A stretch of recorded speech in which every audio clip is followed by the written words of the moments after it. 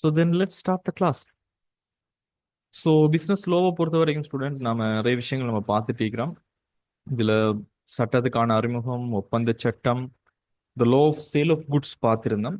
And we are actually இந்த law of agency, முகவராண்மை சட்டத்தினுடைய கடைசி பகுதிகளில் நம்ம இருந்துட்டு இருக்கிறோம். And let's move to 2021 July பேப்பரை பாருங்க. இதுல கொஸ்டின் நம்பர் 1.7ல ஒரு கொஸ்டின் வந்துருந்துச்சு இந்த ஏஜென்சி கிரியேஷன் சம்பந்தமாக. If an agency created as of necessity, the principal is not bound by the actions of the agent. இப்பதான் நம்ம ஒரு கொஸ்டினை பார்த்து முடிச்சோம். பாருங்க, அவசியத்தன்மைக்கேற்ப ஒரு முகவராண்மை என்பது உருவாக்கப்படும் போது முகவரினுடைய செயற்பாடுகளுக்கு முதல்வர் பொறுப்புடையவர் அல்ல. சரியா பிள்ளையா?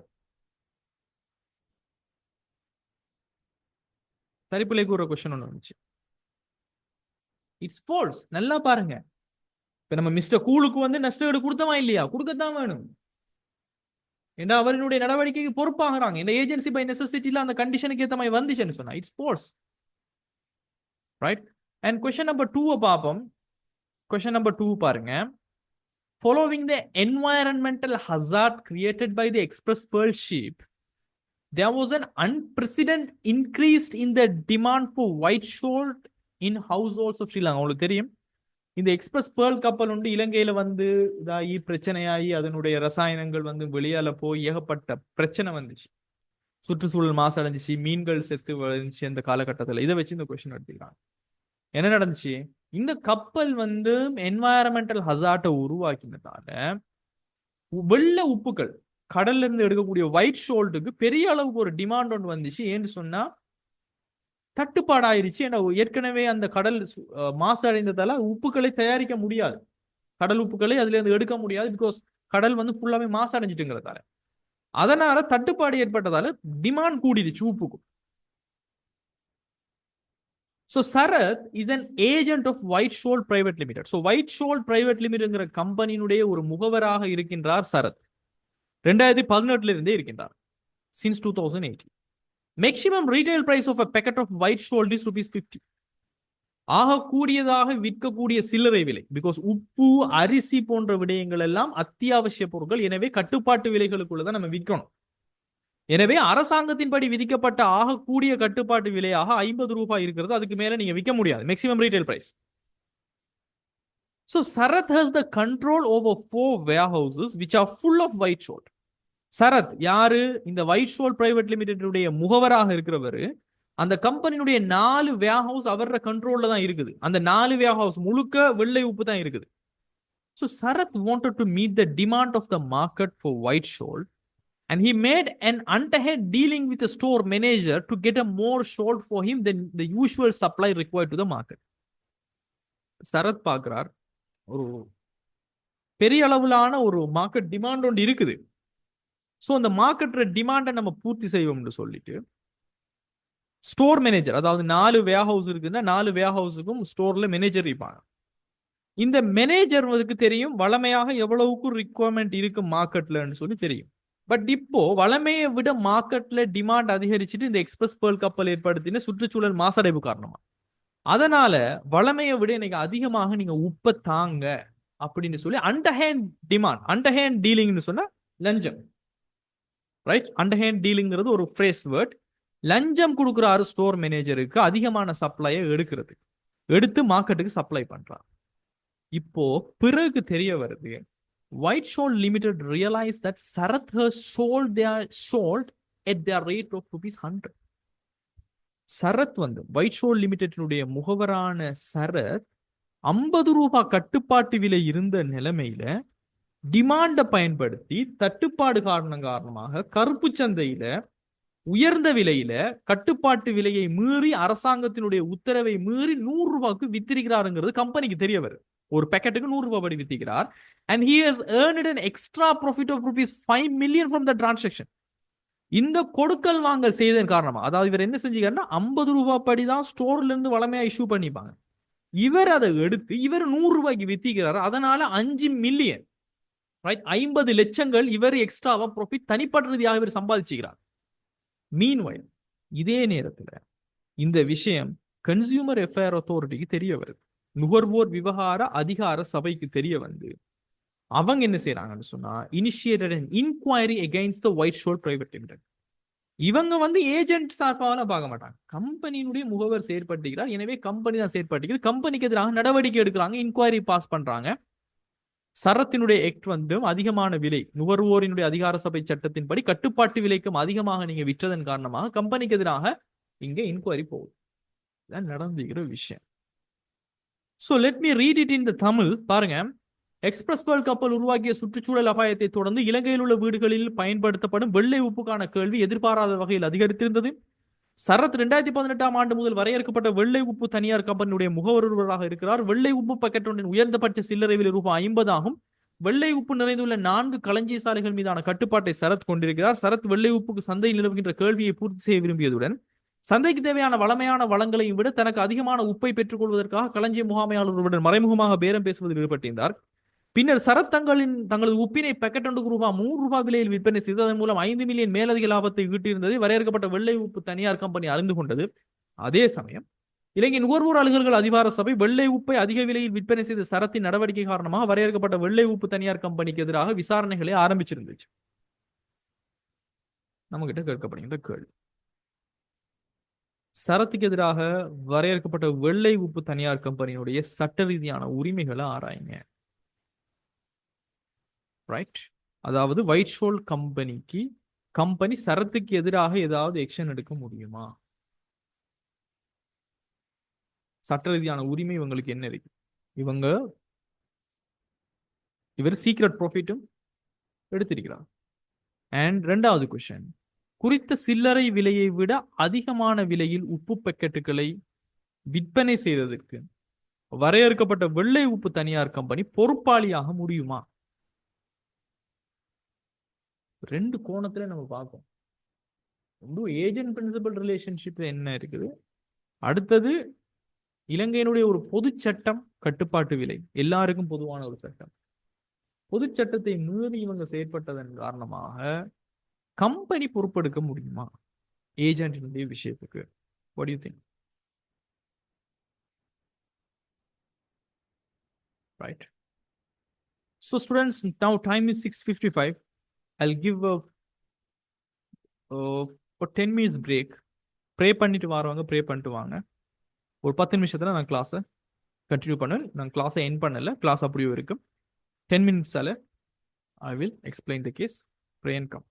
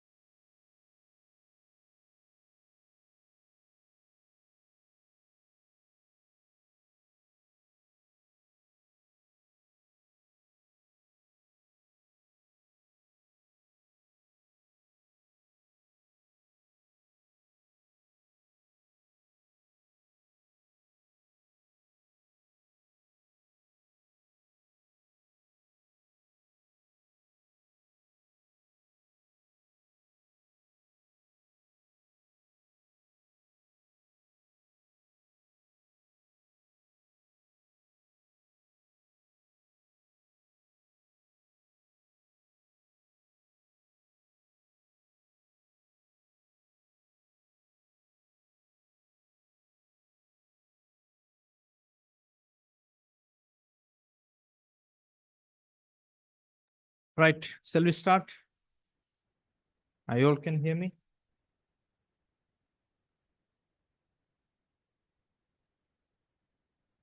Right. Right. So இந்த கொஸ்டினை நாம ஆராய்வோம். ஸோ இந்த கொஸ்டினுடைய கொஸ்டின் பார்த்தீங்கன்னா ஸ்டூடெண்ட்ஸ், சரத்துக்கு எதிராக வரையறுக்கப்பட்ட வெள்ளை உப்பு கம்பெனியுடைய சட்ட ரீதியான உரிமைகள். ஸோ ஏஜென்ட்டுக்கு எதிராக என்ன நடவடிக்கைகள் எடுக்க முடியும்? ஸோ முதலாவது ஸ்டூடெண்ட் நான் உங்கள்கிட்ட கேட்குறேன், சரத் வந்து ஒரு ஏஜென்சி ரிலேஷன்ஷிப்ல இருக்கக்கூடிய கடமைகளில் ஏதாவது ஒன்றை மீறி இருக்கிறாரா?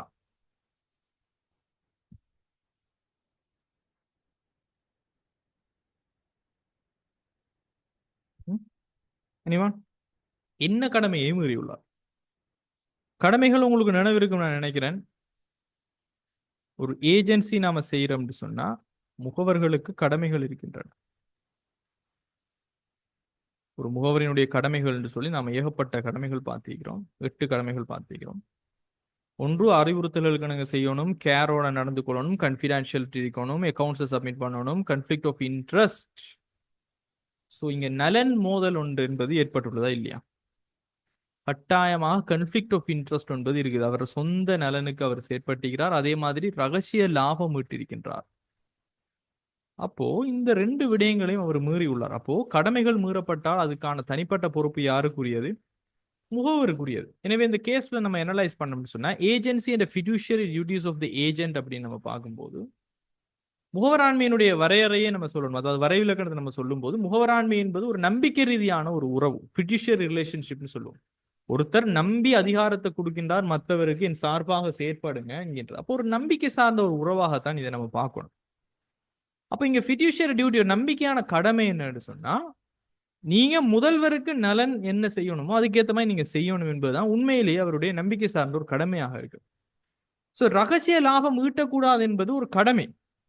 அப்போ ஒரு ஏஜென்ட் எந்த ஒரு வெளிப்படுத்தப்படாது, அதாவது அன்டிஸ்க்ளோஸ்ட் ப்ராஃபிட் என்பதுதான் ரகசிய லாபம். அதாவது முதல்வருக்கு சொல்லாமலுக்கு இப்ப நீங்க ஒரு லாபம் ஈட்டிக் கொள்றீங்க, அது ஒரு நல்ல வழியில இருக்கு, நீங்க அதை முதல்வருக்கு சொல்றீங்க, அவர் ஏற்றுக்கொண்டார் என்றால் அது ரகசிய லாபம் கிடையாது. அன்டிஸ்க்ளோஸ் ப்ராஃபிட்ஸ், வெளிப்படுத்தப்படாமல் இருக்கக்கூடிய லாபங்களை தான் நாம ரகசிய லாபங்கள்னு சொல்றோம். எனவே அவர் ரகசிய லாபத்தை ஈட்டுவதன் மூலமாக இங்க ஒரு கடமையை மீறியுள்ளார். கடமையை மீறுவதன் காரணமாக இந்த பிரின்சிபலுக்கு இருக்கக்கூடிய பரிகாரங்கள் என்னன்னு சொன்னா, அவருக்கு கொடுக்க வேண்டிய கமிஷனை பிடித்து வைத்துக் கொள்ள முடியும். அவர் உழைத்த சீக்ரெட் ப்ராஃபிட், இந்த கொஸ்டினை பொறுத்தவரைக்கும் 50 லட்சம், அதனை மீட்டெடுக்க முடியும். இதுக்கு பிறகு உங்களுக்கும் எனக்கும் ஏஜென்சி ரிலேஷன்ஷிப் இல்லை என்று சொல்லி முடிவுக்கு கொண்டு வர முடியும். இதெல்லாம் அவருக்கு இருக்கக்கூடிய ஒரு தீர்வுகள். எனவே ரிலவென்ட் கேஷ் லோ பார்த்தீங்கன்னு சொன்னா சல்ஃபட் கோஆபரேஷன் வர்சஸ் லீவர் அப்படின்னு சொல்லக்கூடிய ஒரு கேஸ் லோ நம்ம பார்த்துருப்போம், உங்களுக்கு நினைவு இருக்கும்னு நினைக்கிறேன். Tender for coals was awarded with an underhand deal between the bidder and the tender board manager. So நிலக்கரிக்கான டெண்டர் வந்துட்டு ஏலதாரர் கொடுக்கும்போது இந்த டெண்டர் போர்டுக்கு மேலாளர் வந்து லஞ்சம் கொடுத்து ரகசிய ஒப்பந்தம் ஒன்று செஞ்சு கொண்டார். ஸோ மேலாளர் ஒரு டன் நிலக்கரியை ஒரு சில்லிங் சட்டவிரோத கமிஷனாக அவர் பெற்றுக்கொண்டார், மேனேஜர். ஸோ இதுல நீதிமன்றத்தினுடைய தீர்ப்பு என்ன வந்துச்சுன்னு சொன்னா, பிரின்சிபல் வந்து ரிகவர் பண்ணல, அவர் உழைத்த சீக்ரெட் லாபத்தை கூட அவங்க எடுக்க முடியும், அவருடைய இந்த மீறலுக்காக சட்ட நடவடிக்கை எடுக்க முடியும்னு சொல்லி நம்ம இந்த கேஸ் லோல பார்த்துருக்கோம். எனவே இந்த கேஸ் லோல நம்ம சரத்தினுடைய ஒயிட் ஷோல் லிமிட்டை பொறுத்த வரைக்கும் என்ன நடந்திருக்குது? சரத் ஒரு ஏஜென்ட்டாக இருக்கிறார், ஒயிட் ஷோல் பிரைவேட் லிமிடெடினுடைய 5 மில்லியன் வெளிப்படுத்தப்படாத ரகசிய லாபத்தை உழைத்திருக்கிறார், அதுவும் அண்டர்ஹேண்ட் டீல் பண்ணிக்கிறார் ஸ்டோர் மேனேஜரோட. எனவே அவரு ஒரு நம்பிக்கை சார்ந்த கடமையை மீறி இருக்கிறார். எனவே இதன் சார்பாக இந்த ஒயிட் ஷோல் பிரைவேட் லிமிடெடுக்கான சட்டபூர்வமாக இருக்கக்கூடிய தீர்வுகள் நம்ம சொன்ன மாதிரி அவருக்கு கொடுக்க வேண்டிய பேமெண்ட்ஸ் கொடுப்பனவுகளை நிறுத்தி வைக்க முடியும், அவருக்கு கொடுக்க வேண்டிய கமிஷன்ஸ் அவங்க நிறுத்தி வைக்க முடியும் கோர்ட் கேஸ் முடிகிற வரைக்கும். அதே சமயம் இவர் உழைத்த ரகசிய லாபங்கள், அந்த 5 மில்லியன் ரகசிய லாபத்தை மீட்க சட்ட நடவடிக்கை அவங்க எடுக்க முடியும். அதே சமயம் இந்த முகவராண்மையை முடிவுக்கு கொண்டு வர முடியும், டிஸ்மிஸ் பண்ணிட்டு சரத்தை முடிவுக்கு கொண்டு வர முடியுமாக இருக்கும். ஸோ இதெல்லாம் இவருக்கு இருக்கக்கூடிய உரிமைகளாக நம்ம பார்க்கிறோம். ஸோ த கீ டேக்அவேஸ் நம்ம பார்க்கும்போது, secret profits breach and agents fiduciary duty, ரகசிய லாபம் என்பது ஒரு முகவரினுடைய நம்பிக்கை கடமையை மீறுகின்றது. எனவே ஒரு பிரின்சிபல்ஸ் ரைட்ஸ் இருக்குது, இழப்பை ஈடுகட்ட சட்ட நடவடிக்கை எடுக்க முடியும், அதுக்கு பிறகு ஏஜென்சியை டெர்மினேட் பண்ண முடியும். அதோட கேஸ் லோ வந்து சல்ஃபட் கோஆபரேஷன் வர்சஸ் லிவர் எஸ்டபிளைசஸ், இது நம்ம பார்த்துருக்கோம்.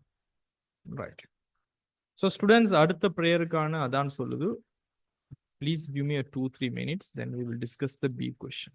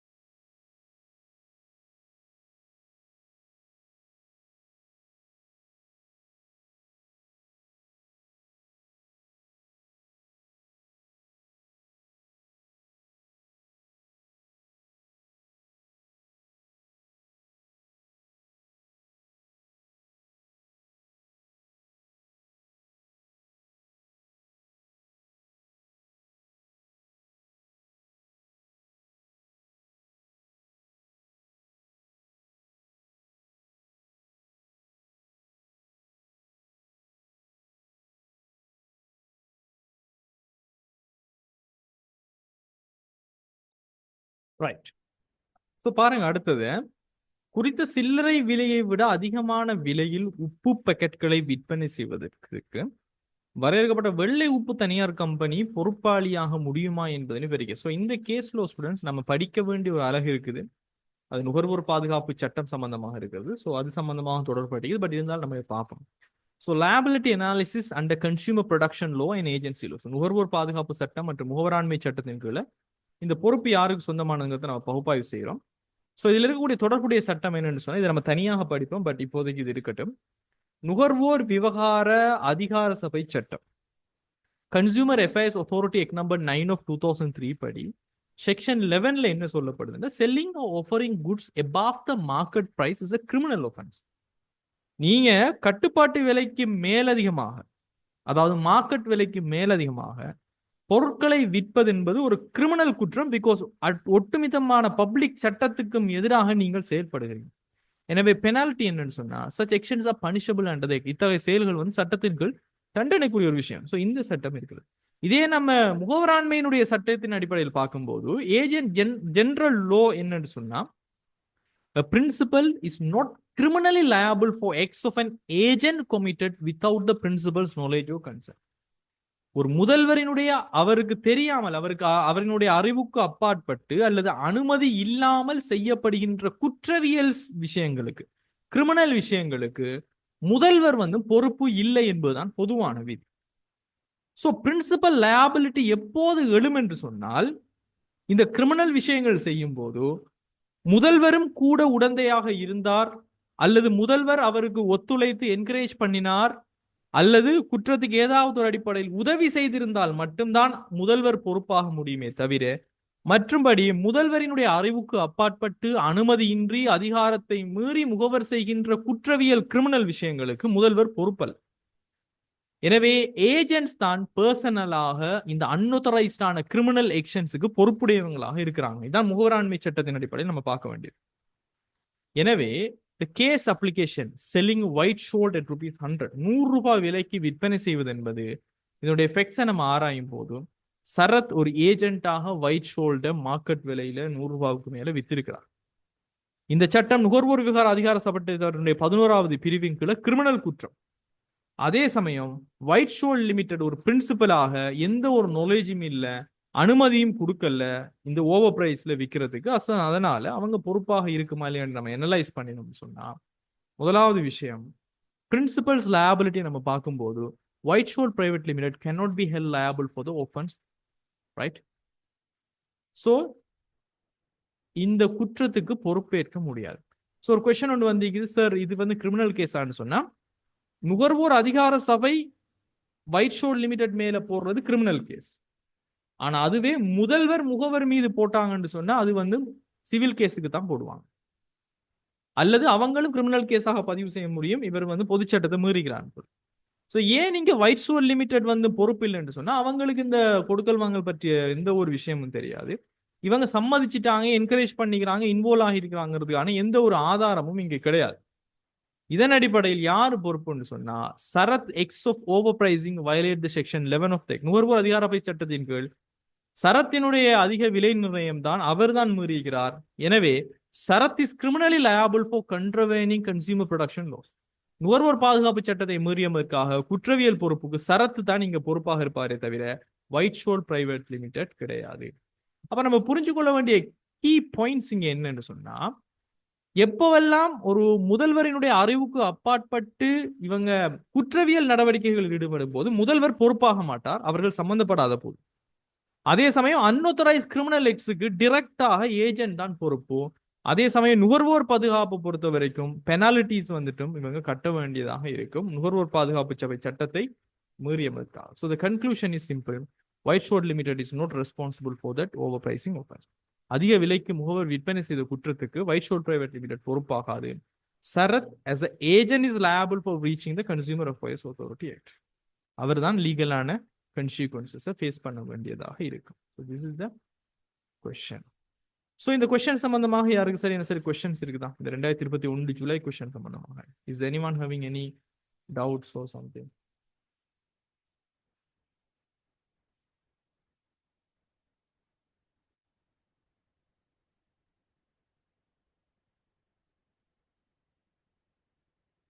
Any doubts and questions so far?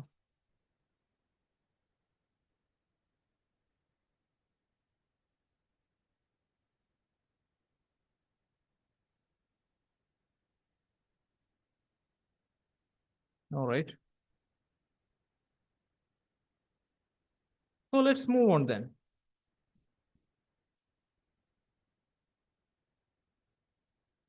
So this is 2021 July, right? Yes. So we have done with that question. And let's move to 2021 January question. In the question பாருங்க. This is also creation of agency சம்பந்தமாக வந்த interesting ஆன ஒரு question.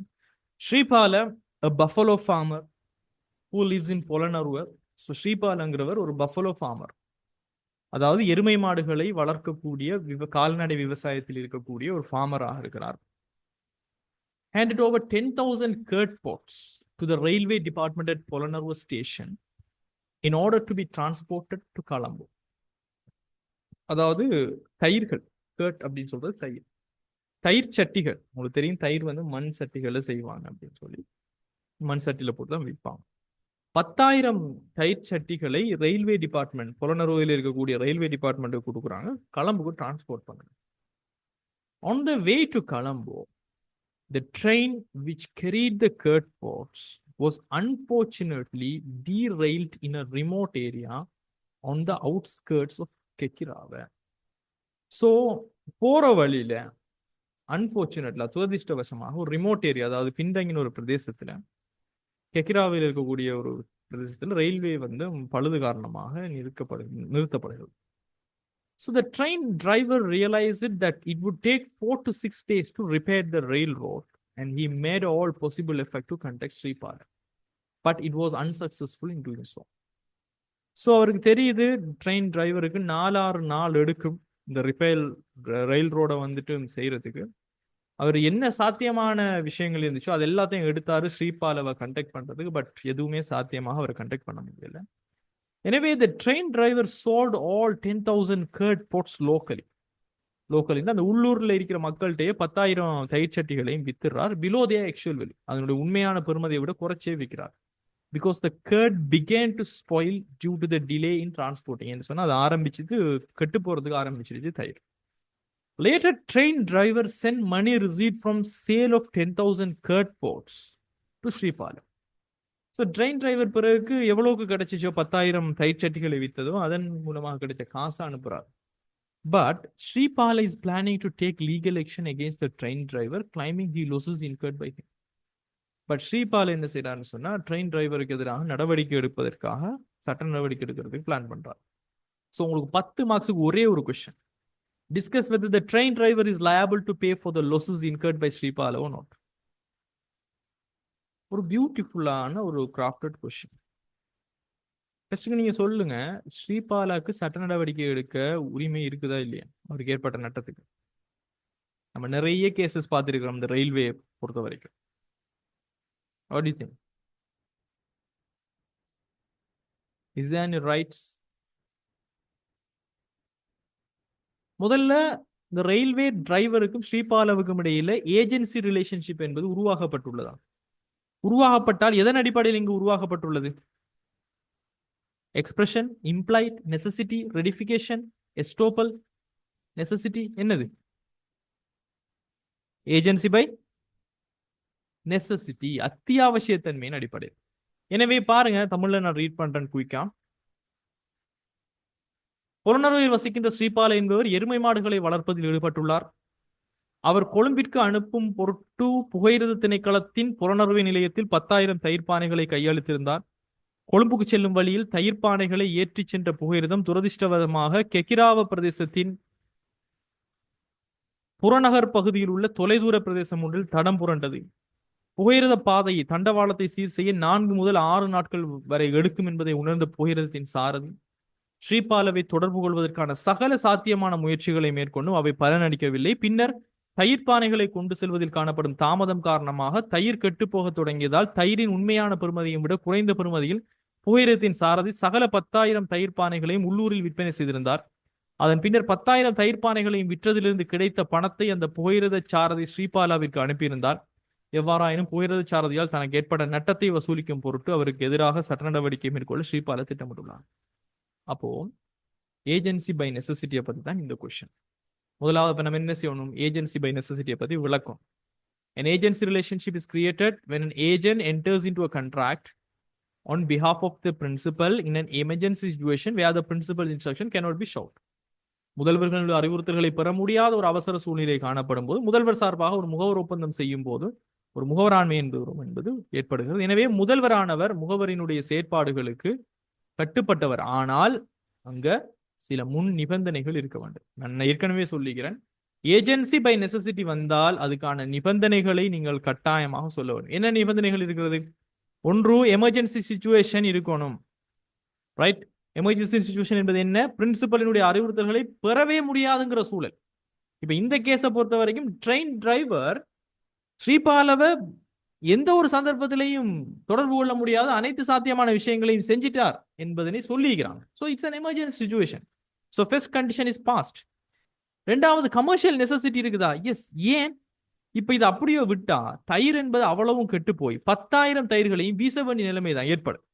ஏன்னா தயிர் கெட்டு போக ஆரம்பிச்சது கமர்ஷியல் நெசசிட்டி ஒன்று என்பது இருக்கிறதாங்க. அதே மாதிரி இவர் தனிப்பட்ட நோக்கத்துக்காக எல்லாம் விற்கல. அவர் நல்ல நியாயமாக ஒரு நேர்மையாகத்தான் அவர் செஞ்சிருக்கிறார். பிகாஸ் எல்லா எஃபர்ட்டையும் எடுத்துட்டாரு. அவர் கண்டக்ட் பண்றதுக்கு முடியலைங்கிற பட்சத்துல தான் அவர் நல்ல நம்பிக்கையோடு செஞ்சுக்கிறார். அதே மாதிரி அவர் செய்தது விவேகமான நடவடிக்கை என்றா எஸ், லாஜிக்கலா அதுதான் செய்வாங்க யாரா இருந்தாலும் அந்த சிச்சுவேஷன். அவரா இருந்தாலும் அதுதான் செஞ்சிருப்பார். எனவே ட்ரெயின் டிரைவர் கேட்ட லோக்கலா வித்தது என்பது, அதுவும் குறைந்த விலைக்கு விற்பது என்பது மேலதிக நட்டத்தை ஏற்பட்டு விடக்கூடாது என்பதற்காக. அதே மாதிரி வெளிப்படையாக ஸ்ரீபாலா நீங்க கெட்டு போனாலும் விற்க கூடாது என்று சொல்லி எந்த அறிவுறுத்தல்களும் இங்க சொல்லப்படவில்லை. எனவே இங்க அனைத்து விதமான கண்டிஷன்ஸும் இங்க பூர்த்தி செய்யப்பட்டு இருக்கின்றது. ரைட்? எனவே ஸ்ரீபாலா கர்ட்ஸ் போட்ட பொறுத்த வரைக்கும் இதனுடைய எஃபெக்ட்ஸை நம்ம சொல்ல போனோம்னு சொன்னா 10,000 கர்ட்ஸ் ரயில்வே பழுதாயிடுச்சு. டிரைவர் ஷோல் பண்ணாரு. அதனுடைய முன் தேவைகள் அனைத்துமே இருக்குது என்பதை நம்ம இப்ப பார்த்தோம். Emergency, commercial necessity, good faith, reasonable actions, no express instruction. எனவே கன்க்ளூஷன் என்னவா இருக்க போகுதுன்னு சொன்னா ஏஜென்சி பை நெசசிட்டி என்பது உருவானது. எனவே ஸ்ரீபாலாவான பிரின்சிபல் ட்ரெயின் டிரைவரான ஏஜென்டினுடைய செயல்களுக்கு பொறுப்பாற்பார். எனவே ட்ரெயின் டிரைவர் வந்து எந்த விதத்திலும் ஸ்ரீபாலாவுக்கு ஏற்பட்ட நட்டத்துக்கு வந்து பொறுப்பெடுக்க மாட்டார். அதே சமயம் ட்ரெயின் டிரைவருக்கு ஏதாவது செலவுகள் ஏற்பட்டிருந்தால் அதனை கொடுப்பதற்கும் அவர் வந்து அனுமதிக்கப்படுவார். எனவே நம்ம ஏற்கனவே சொன்ன மாதிரி GN railway versus Swaffield, Springer versus Great western railway, அதே மாதிரி இந்த பிளக் ஸ்பீல் ஸ்டம் வர்சஸ் ஹீ குக் லிமிடெட், இந்த மாதிரியான கேஸ்லோட நம்ம எல்லாமே பார்த்துருக்கோம். அவசர கால சூழ்நிலை இருந்துச்சா இல்லையா என்பது போன்ற விஷயங்கள், கமர்ஷியல் நெசசிட்டி இருந்துச்சா இல்லையா என்பது போன்ற விடயங்கள் அடிப்படையில் நம்ம கொஸ்டனுக்கு ஆன்சர் பண்ண முடியும். It's very simple, straight forward question. So this is 2021 January. Anyone having any questions or doubts, please let me know. If it is not, then we'll lead to the 2020 July question. 2020 ஆண்டு July question. இதை பாருங்க, இதுல என்ன நடக்குன்னு சொல்லி.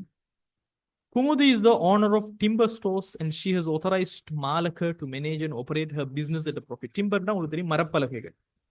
So மரப்பலகைகளை விற்கக்கூடிய ஒரு timber ஸ்டோரினுடைய உரிமையாளராக குமுது இருக்கிறார். குமுது அதிகாரம் அளிக்கிறார் மாலக்கா என்பவருக்கு அவரினுடைய பிசினஸை லாபத்தோட நடாத்துங்கன்னு சொல்லி. As a part of their contract, Malaka was clearly instructed not to sell ebony timber.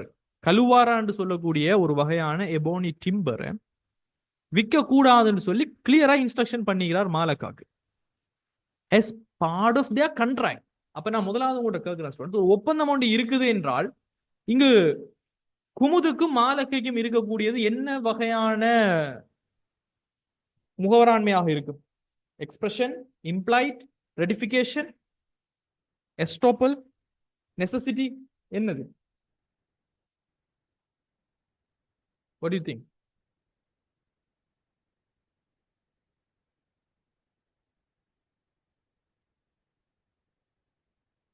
என்ன நினைக்கிறீங்க?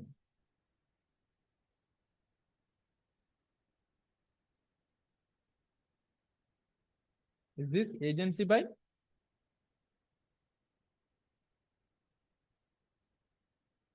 Expression, வெளிப்படையான ஒரு நியமனம்.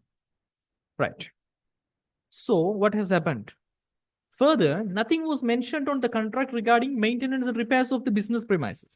வணிகத்தினுடைய வளாகங்களை, ஸ்டோரை வந்து ரிப்பேர் பண்ணணுமா, அவருக்கு உரிமை இருக்குதா இல்லையாங்கிற விஷயங்கள், மெயின்டெனன்ஸ் பத்தி எதுவுமே சொல்லப்படல. There was a sudden damage on the water pipeline at the business premises. So water pipeline பெரிய அளவுல பாதிக்கப்படுது. மாலக்கா ஹயர்ட் பொடிபாஸ்ங்கிற ஒரு நபர், ஒரு பிளம்பரை ஹயர் பண்ணி அந்த பைப்பை ரிப்பேர் பண்றாங்க. கடனுக்கு அவர் செஞ்சு கொடுக்குறாரு. பிறகு Podibas claimed his charges from Malaka. So மாலக்காட்ட வந்து, பிகாஸ் நீங்க தான் என்ன அப்பாயின்மெண்ட் பண்ணீங்க, சல்லித்தாங்கன்னு கேட்டோன்னே Kumudu said that the amount due to Podibos should not be paid because he had not given such authority மாலக்கா. அப்ப அவங்க சொல்றாங்க, மாலக்காக்கு நான் வந்து யாரையும் அப்பாயின்மெண்ட் பண்றதுக்கு அதிகாரம் கொடுக்கல, அதனால நான் சல்லி தர முடியாது அப்படின்னு சொல்லி பொடிபாஸுக்கு சொல்லிட்டாங்க. மீன் டைம், அதே டைம்ல இன்னொரு விஷயம் நடக்குது. Malaka sold log of ebony timber, அதாவது கலுவாரான்னு சொல்லக்கூடிய அந்த மரங்கள் இருந்ததை விற்கிறார் டு ரேணுகா. விற்க கூடாதுன்னு ஆல்ரெடி சொல்லப்பட்டு, ஆனா ரேணுகாக்கு விற்கிறார். Renuka realized it subsequently that is not a real ebony and claimed compensation from Kumud. பிறகு ரேணுகாக்கு தெரியும் இது வந்து உண்மையிலே அந்த கலுவாரா அவங்க வாங்கின அந்த வகையை சேர்ந்தது இல்லை, இது வேறது, அதனால இழப்பீடு வாங்குறான். இது ஏற்கனவே பார்த்து அதே கேஸ்ல கொஞ்சம் மாத்தி போட்டிக்கிறான். அப்ப முதலாவது கொஸ்டின் நம்ம கிட்ட 4 மார்க்ஸ் கேட்கப்படுகிறது. Explain the nature of agents relationship between Kumudu and Malaka. ரிலேஷன்ஷிப்ல எதை கேட்கறாங்க, எதன் அடிப்படையில் உருவாகி உள்ளது? பாருங்க, தமிழ்ல வாசிக்கிறேன். குமுத் என்பவர் மரைக்கடை ஒன்றின் உரிமையாளர் ஆவார். அவர் தனது வியாபாரத்தை முகாமை செய்யவும் லாபத்தில் இயக்குவதற்கும் என மாலக்கா என்பவருக்கு அதிகாரம் அளித்துள்ளார். அவர்களின் ஒப்பந்தத்தின் ஒரு பகுதியாக எந்த ஒரு சந்தர்ப்பத்திலும் கருங்காலி மரம், கருங்காலி மரத்தை விற்பனை செய்யக்கூடாது என மலாக்கா தெளிவாக அறிவுறுத்தப்பட்டுள்ளார். மேலும் வியாபார வளாகத்தின் பராமரிப்பு மற்றும் பழுதுபார்ப்பு தொடர்பில் ஒப்பந்தத்தில் எதுவும் குறிப்பிடப்படவில்லை. வியாபார வளாகத்தில் உள்ள நீர்க்குழாய் அமைப்பானது திடீரென சேதமடைந்ததை அடுத்து மலாக்கா கடன் அடிப்படையில் நீர்க்குழாய் அமைப்பை பழுது பார்ப்பதற்கென நீர்க்குழாய் பொருந்துவதற்கான பொடிபாஸ் பிளம்பர் என்பவரை வாடகைக்கு அமர்த்தினார். பின்னர் பொடிபாஸ் தனது கட்டணத்தை மலாக்கிடவும் கோரியிருந்தார். மலாக்காவுக்கு அதற்கான அதிகாரத்தை தாம் வழங்கியிருக்கவில்லை என்ற காரணத்தால் பொடிபாஸிற்கு கொடுக்க வேண்டிய தொகையை செலுத்தக்கூடாது என குமுது தெரிவித்திருந்தார். அதேவேளை மலாக்கா ரேணுகா என்பவருக்கு கருங்காலி மரக்குற்றி ஒன்றினை விற்பனை செய்தார். அது உண்மையான கருங்கால மரக்குற்றி அல்ல என்பதனை பின்னர் அறிந்து கொண்ட ரேணுகா குமுதுவிடமிருந்து நட்டகட்டை கோட்டினார். முதலாவது question, nature of agents relationship என்னது? நீங்க எல்லாரும் சொன்ன மாதிரி வெளிப்படையானது. 4 மார்க்ஸுக்கு நம்ம எழுத வேண்டும். ஸோ இந்த குமுது மற்றும் மலாக்கா இடையான முகவராண்மை உறவு என்பது வெளிப்படையான ஒரு ஒப்பந்தம் மூலமாக இருக்கிறதால இது ஒரு வெளிப்படையான முகவராண்மையா இருக்குது. பிகாஸ் மலாக்கா அப்பாயிண்ட் பண்ணப்பட்டிருக்கிறாங்க குமுதுவினுடைய ஒரு முகவராக ஒப்பந்தத்தின் அடிப்படை. அதே சமயம் மலாக்காவுக்கு எம்பவர் பண்ணப்பட்டிருக்குது, அது எழுத்து மூலமாக அல்லது அவங்க வாய்மொழி மூலமாகவும் இருக்கிறது, என்னென்ன செய்யணும்னு சொல்லி. ரைட், அதாவது சிம்பிளா சொல்ல போனா மலாக்கா வந்து நெகோசியேட் பண்ணலாம் பிசினஸ் டீலிங்க குமுது சார்பாக. ரைட், மலாக்கா செய்யலாம். Malacca is not empowered to execute deeds on behalf of குமுது as no power of attorney is granted. இந்த விஷயம் நீங்க சொல்ல தேவையில்ல, பட் இது 2020 ஜூலை ஆண்டு ஃபர்ஸ்ட் கொஸ்டின்ங்கிறதால இந்த பவர் ஆஃப் அட்டர்னிங்கிற விஷயத்தை இன்க்ளூட் பண்ணியிருந்தாங்க. பவர் ஆஃப் அட்டர்னி கொடுக்காததால டீட் சம்பந்தப்பட்ட விஷயங்கள் இவங்க செய்ய முடியாது என்பது சம்பந்தமாக சொல்லிடுங்க. ஸோ இங்க எக்ஸ்டென்ஷன் ஆஃப் என் ஏஜென்சி என்ன நடக்குதுன்னா, இம்ப்ளாய்ட் ஏஜென்சி என்பது இங்க இருக்கின்றது. ஏன்னா மலாக்கா வந்து ரீசனபிளி அவங்களுடைய ரோலை பொறுத்த வரைக்கும் ஒரு லாபகரமாக பிசினஸ் நடத்திட்டு போகணும், தண்ணி பைப்பு பிரச்சனை ஆனிச்சுன்னு சொன்னா அது சரி பண்ணாதான் நாங்க பிசினஸ்ல எல்லாமே நடக்கும்னு சொன்னா அவங்களோட ரோலை பொறுத்த வரைக்கும் அங்க இம்ப்ளாய்ட் அத்தாரிட்டி என்று எடுத்துக்கொள்ள முடியும். அப்ப reasonably necessary to fulfil is responsibility even if not explicitly stated. அப்போ ஒப்பந்தத்தில் வெளிப்படையாக கூறப்படாவிட்டாலும் மலாக்கா வந்து தனது பொறுப்புகளை நிறைவேற்றுவதற்கு நியாயமான முறையில் தேவையான வழிகளில் செயற்பட முடியும். அப்போ வெளிப்படையாக ஒரு அறிவுறுத்தல் இல்லாவிட்டாலும் அவரது ஒரு பிளம்பரை கூட்டு வந்து அந்த விஷயத்தை செஞ்சாதான் வேலைகள் நடக்கும் என்பது அவருக்கு கொடுக்கப்பட்டுள்ள ஒரு வெளிப்படையான ஒரு அதிகாரம். ஸோ ஏஜென்சி பை நெசசிட்டி இங்க இருக்கிறது. மலாக்கா வந்து குமுதினுடைய ஏஜென்ட்டாக எமர்ஜென்சியான சிச்சுவேஷன்ஸ்ல அவங்க நடந்து கொள்ளலாம். ஸோ அவசியத்தின் அடிப்படையில் முகவராண்மைக்கான தேவைப்பாடுகளை நீங்க சொல்லிட்டு எமர்ஜென்சி வந்துட்டு குமுதினுடைய இன்ஸ்ட்ரக்ஷன்ஸை ப்ரொவைட் பண்ணிக்கலாம். எக்ஸ்டென்ஸ் ஆர் ரீசனபிள் அண்ட் ப்ரொடியூலண்டாக இருக்கிறது. இதை பத்தி நம்ம சொல்லலாம். அப்போ நஷ்டத்தை தடுக்க போக்குவரத்தின் போது மலாக்கா அழுகக்கூடிய இங்க அழுகக்கூடிய பொருட்கள் சம்பந்தமாக எதுவும் இல்லையே. ஓகே, இங்க அழுகக்கூடிய பொருட்கள் இருந்திருந்தால் ஓகே, பட் இருக்கவில்லை.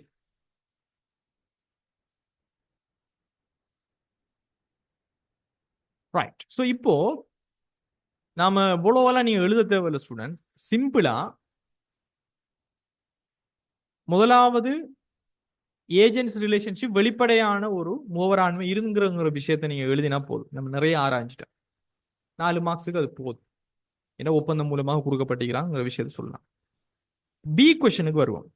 குமுதுவின் முகவராக மலாக்காவால் மேற்கொள்ளப்பட்ட பின்வரும் ஒப்பந்தங்கள் ஒவ்வொன்றின் கீழும் குமுதுவினுடைய பொறுப்பை ஆராயுங்கன்னு சொல்றாரு. அதாவது மலாக்காவான ஏஜென்சி செஞ்ச வேலைக்கு குமுது எதுக்கெல்லாம் பொறுப்பாவார்? முதலாவது பொடிபாசுடனான ஒப்பந்தத்துக்கு குமுது பொறுப்பேற்பாரா இல்லையா?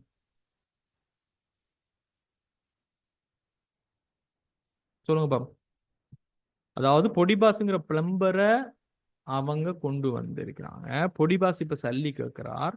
அந்த ஒப்பந்தத்துக்கு குமுது காசு கொடுக்கணுமா இல்லையா? அவர் பொறுப்பா இல்லையா? What do you think? Subiskiya, Shahilan, Shuham, Sanjay, Rumana, Brinda, Nafeesa, Jasli, Vinojan, Maheswari, Madhushan, Fawasa, Adhila. Yes, he must, because implied authority. Podibas இவருடைய ரோலின் அடிப்படையில் இவருக்கு அதிகாரம் இருக்கிறது என்பதனை மறைமுகமாக நம்பியுள்ளார். இதன் அடிப்படையில் பொடிபாஸ் கேட்கும் போது இம்ப்ளாய்ட் அத்தாரிட்டியின் காரணமாக அவர் பொறுப்பெடுக்கத்தான் வேணும். பாப்பம் என்ன நடந்தீங்கன்னு சொல்லி முதலாவது கொஸ்டினுக்கு பாருங்க. சோ ஏஜென்சி பை நெசசிட்டி இந்த scenario of Malaka and Kumudu. Malaka மற்றும் குமுதுவின் சூழ்நிலையின் அவசியத்தின் அடிப்படையில் இங்கு முகவராண்மை ஏற்பட்டுள்ளது. Definition of an agency by necessity. So created when an agent acts without a prior approval from the principal due to an emergency situation.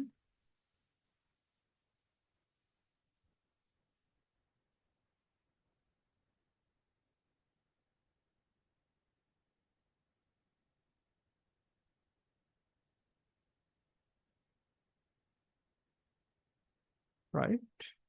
So students, இந்த question வந்து right, இங்க வந்து 2 வழிகள். அதாவது இது வந்து 2020 ஜூலை ஆண்டு பேப்பருங்கிறதால உங்களோட ஸ்கீம் படி இதை வழங்கப்படுத்திருந்தாங்க. என்னன்னு சொன்னா ஏஜென்சி பை நெசசிட்டி வந்துட்டு, பட் இப்ப நீங்க இதே ஆன்சர் ஏஜென்சி பை நெசசிட்டி எழுத போனீங்கன்னு சொன்னா உங்களுக்கு மார்க்ஸ் கிடைக்காது. ஏன்னு சொன்னா இங்க ஏஜென்சி பை நெசசிட்டி கிடையாது. இங்க இருக்கிறது வந்து இம்ப்ளாய்ட் அத்தாரிட்டியை வச்சு தான் நீங்க இந்த கொஸ்டினுக்கு ஆன்சர் பண்ணணும். ஓகே, ஸோ நம்ம ஏற்கனவே செஞ்ச மாதிரி இம்ப்ளாய்ட் authority என்பது இருக்குது. பிகாஸ் பைப்லைன் ஒன்று கட் பண்ணா ஏஜென்சி அங்க வந்து அது வந்து ஒரு அத்தியாவசியமான தேவைன்னு சொல்லி நம்ம போக முடியாது. இங்க வந்து இம்ப்ளாய்ட் authority மூலமாக கொடுக்கப்பட்ட ஒரு விஷயத்துக்கு இவர் பொறுப்பாக வேண்டும் என்பது அடிப்படையில் தான் நீங்க கேஸ் க்ளோஸை கொடுக்கணும். அதே மாதிரி ரேணுகாவுடனான ஒப்பந்தத்துக்கு இங்க இது வித்தியாசம். என்று சொன்னா வெளிப்படையாக கொடுக்கப்பட்ட விஷயத்தை விற்க கூடாது என்பதனை மீறி வித்திருக்கிறார் என்றால் இங்க எதை வச்சு நாம ஆன்சர் பண்ணணும்?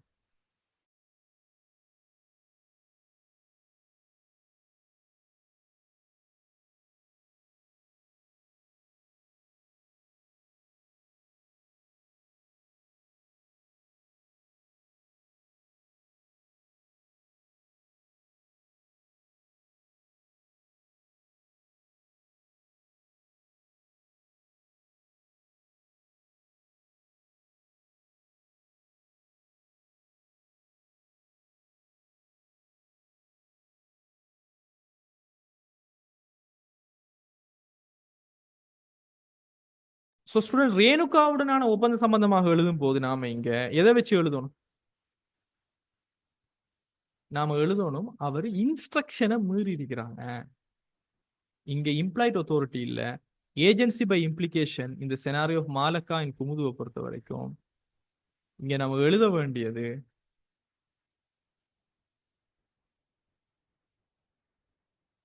வெளிப்படையாகவே அவர் கூறியிருக்கிறதன் காரணமாக, ரைட்? ஸோ இங்க ஸ்கீம் ஆன்சர் நம்ம அனலைஸ் பண்றதை விட்டுருவோம்.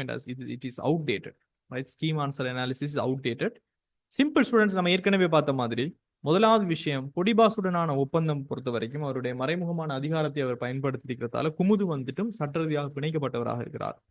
ரேணுகாவினுடைய ஒப்பந்தத்தை பொறுத்த வரைக்கும் ரேணுகாக்கு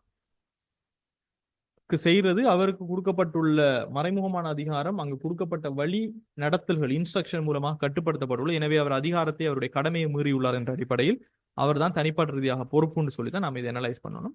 2020 ஜூலை பேப்பரை பொறுத்த வரைக்கும் ஸ்கீமை பார்க்காதீங்க, that is very outdated, right? So இதன் அடிப்படையில் ஸ்டூடெண்ட்ஸ் உங்களுக்கு விளங்கும் இந்த ஏரியா, அதாவது இந்த முகவராண்மை உருவாக்கம் எவ்வாறு ஏற்படுகிறது என்பது எவ்வளவு இம்பார்ட்டன்டான ஒரு ஏரியாங்கிறத பார்த்துக்கோங்க. அதுலேயும் முக்கியமா ஏஜென்சி பை எக்ஸ்பிரஷன் பெருசாக கேட்க, அது simple question. Agency by necessity, அதுக்கான நிபந்தனைகள் என்ன? அதே சமயம் மற்ற விஷயம் நம்ம பார்த்த மாதிரி ஏஜென்சி பை நெசசிட்டி பார்த்தோம். அதே மாதிரி இன்னொரு விஷயம் ஏஜென்சி பை ரெடிஃபிகேஷன், அதுக்குரிய முன் நிபந்தனைகள். இது எல்லாமே ரொம்ப ரொம்ப இம்பார்ட்டன்ட். இந்த ஏரியாவில இருந்தால் ஏகப்பட்ட கொஸ்டின் வருது, ரைட்? ஸோ இந்த கொஸ்டின் உங்களுக்கு தெளிவாக விளங்கியிருக்குன்னு நினைக்கிறேன். அதோட ஸ்டூடெண்ட்ஸ் இந்த முகவர்கள் வந்து பல வகைகளாக இருக்கலாம். இது வந்து உங்களுக்கு இம்பார்ட்டன்ட் இல்லாத ஒரு ஏரியா, நான் குயிக்காக கவர் பண்ணிடுறேன். இது வரைக்குமே வந்தது கிடையாது. ஸோ முகவர்கள் என்பவங்க மெர்கன்டைல் ஏஜென்ட்ஸாகவும் இருக்க முடியும். மெர்கன்டைல் ஏஜென்ட்ஸ்னு சொன்னா ஒரு ஏஜென்ட்ஸ் பொருட்களை வந்து மற்றவங்க சார்பாக வளமையான பிசினஸ்ல விற்கிறவங்க. நம்ம ஏற்கனவே நிறைய உதாரணங்கள் பார்த்தாங்க. அவங்களும் முகவர்களாகத்தான் கருதப்படுவாங்க. So they can possess some special skills and expertise in executing contracts. ஒப்பந்தங்களை நிறைவேற்றுவதில் சிறப்பு திறன்கள் மற்றும் நிபுணத்துவம் அவங்ககிட்ட இருக்கலாம். And they can temporarily hold custody of goods to be sold or purchased. விற்க அல்லது வாங்க வேண்டிய பொருட்களை தற்காலிகமாக அவங்க வச்சிருக்க முடியும். For example, car dealer authorized to sell vehicles on behalf of a manufacturer. ஒரு கார் டீலர் உற்பத்தியாளர் சார்பாக தங்களுடைய பொருட்களை வித்துத்தாங்கன்னு சொல்லி காருக்கு ஷோரூமுக்கு அனுப்புறாங்கன்னு சொன்னா அங்க வந்து மெர்கன்டைல் ஏஜென்ட்ஸாக அவங்களுக்கு அங்க ஏஜென்ட்ஸ் பிரின்சிபல் ரிலேஷன்ஷிப் இருக்கு. அதே மாதிரி முகவர்களாக இருக்கிறவங்களை பார்த்தீங்கன்னா புரோக்கர்ஸும் இங்க முகவர்களாக இருப்பாங்க. உதாரணத்துக்கு உங்களுக்கு புரோக்கர்ஸ் என்ன, அவங்க ஒரு ஏஜென்ட்ஸ் இருப்பாங்க. அவங்க முதல்வரினுடைய பொருட்களை விற்கிறதுல நெகோசியேஷன் பண்ணுவாங்க, பேச்சுவார்த்தைகளை இடம்பெற்று அவங்க சார்பாக செயற்பட்டு நல்ல விலையில வித்து கொடுப்பாங்க. ஸோ அவங்களும் ஒரு முகவர்களாகத்தான் இருக்கிறாங்க. இப்ப இங்க மெர்ச்சன்டைல் ஏஜென்ட்ஸுக்கும் இங்க இருக்கக்கூடிய தரகர்களுக்கும் என்ன வித்தியாசம்னா, புரோக்கர்ஸ்ட கஸ்டடிஸ்ல பொருள் இருக்காது. இப்போ புரோக்கருங்கிறவங்க அவங்க பேசுவாங்க, பொருள் வந்து உரிமையாளர்கிட்ட முதல்வர்கிட்ட தான் இருக்கும். பட் மெர்கன்டைல் ஏஜென்ட்ஸ்ட வந்து பொருளையே கொடுத்து வச்சிருப்பாங்க. இப்போ கார் டீலர் வந்து உற்பத்தியாளர் டொயோட்டா கம்பெனி வந்து ஒரு ஷோரூமுக்கு கார் அனுப்புற மாதிரி தான் மெர்கன்டைல் ஏஜென்ட். பட் புரோக்கர் என்பவங்க அப்படி கிடையாது. ஸோ உதாரணம், stock broker handling transaction for buying or selling shares.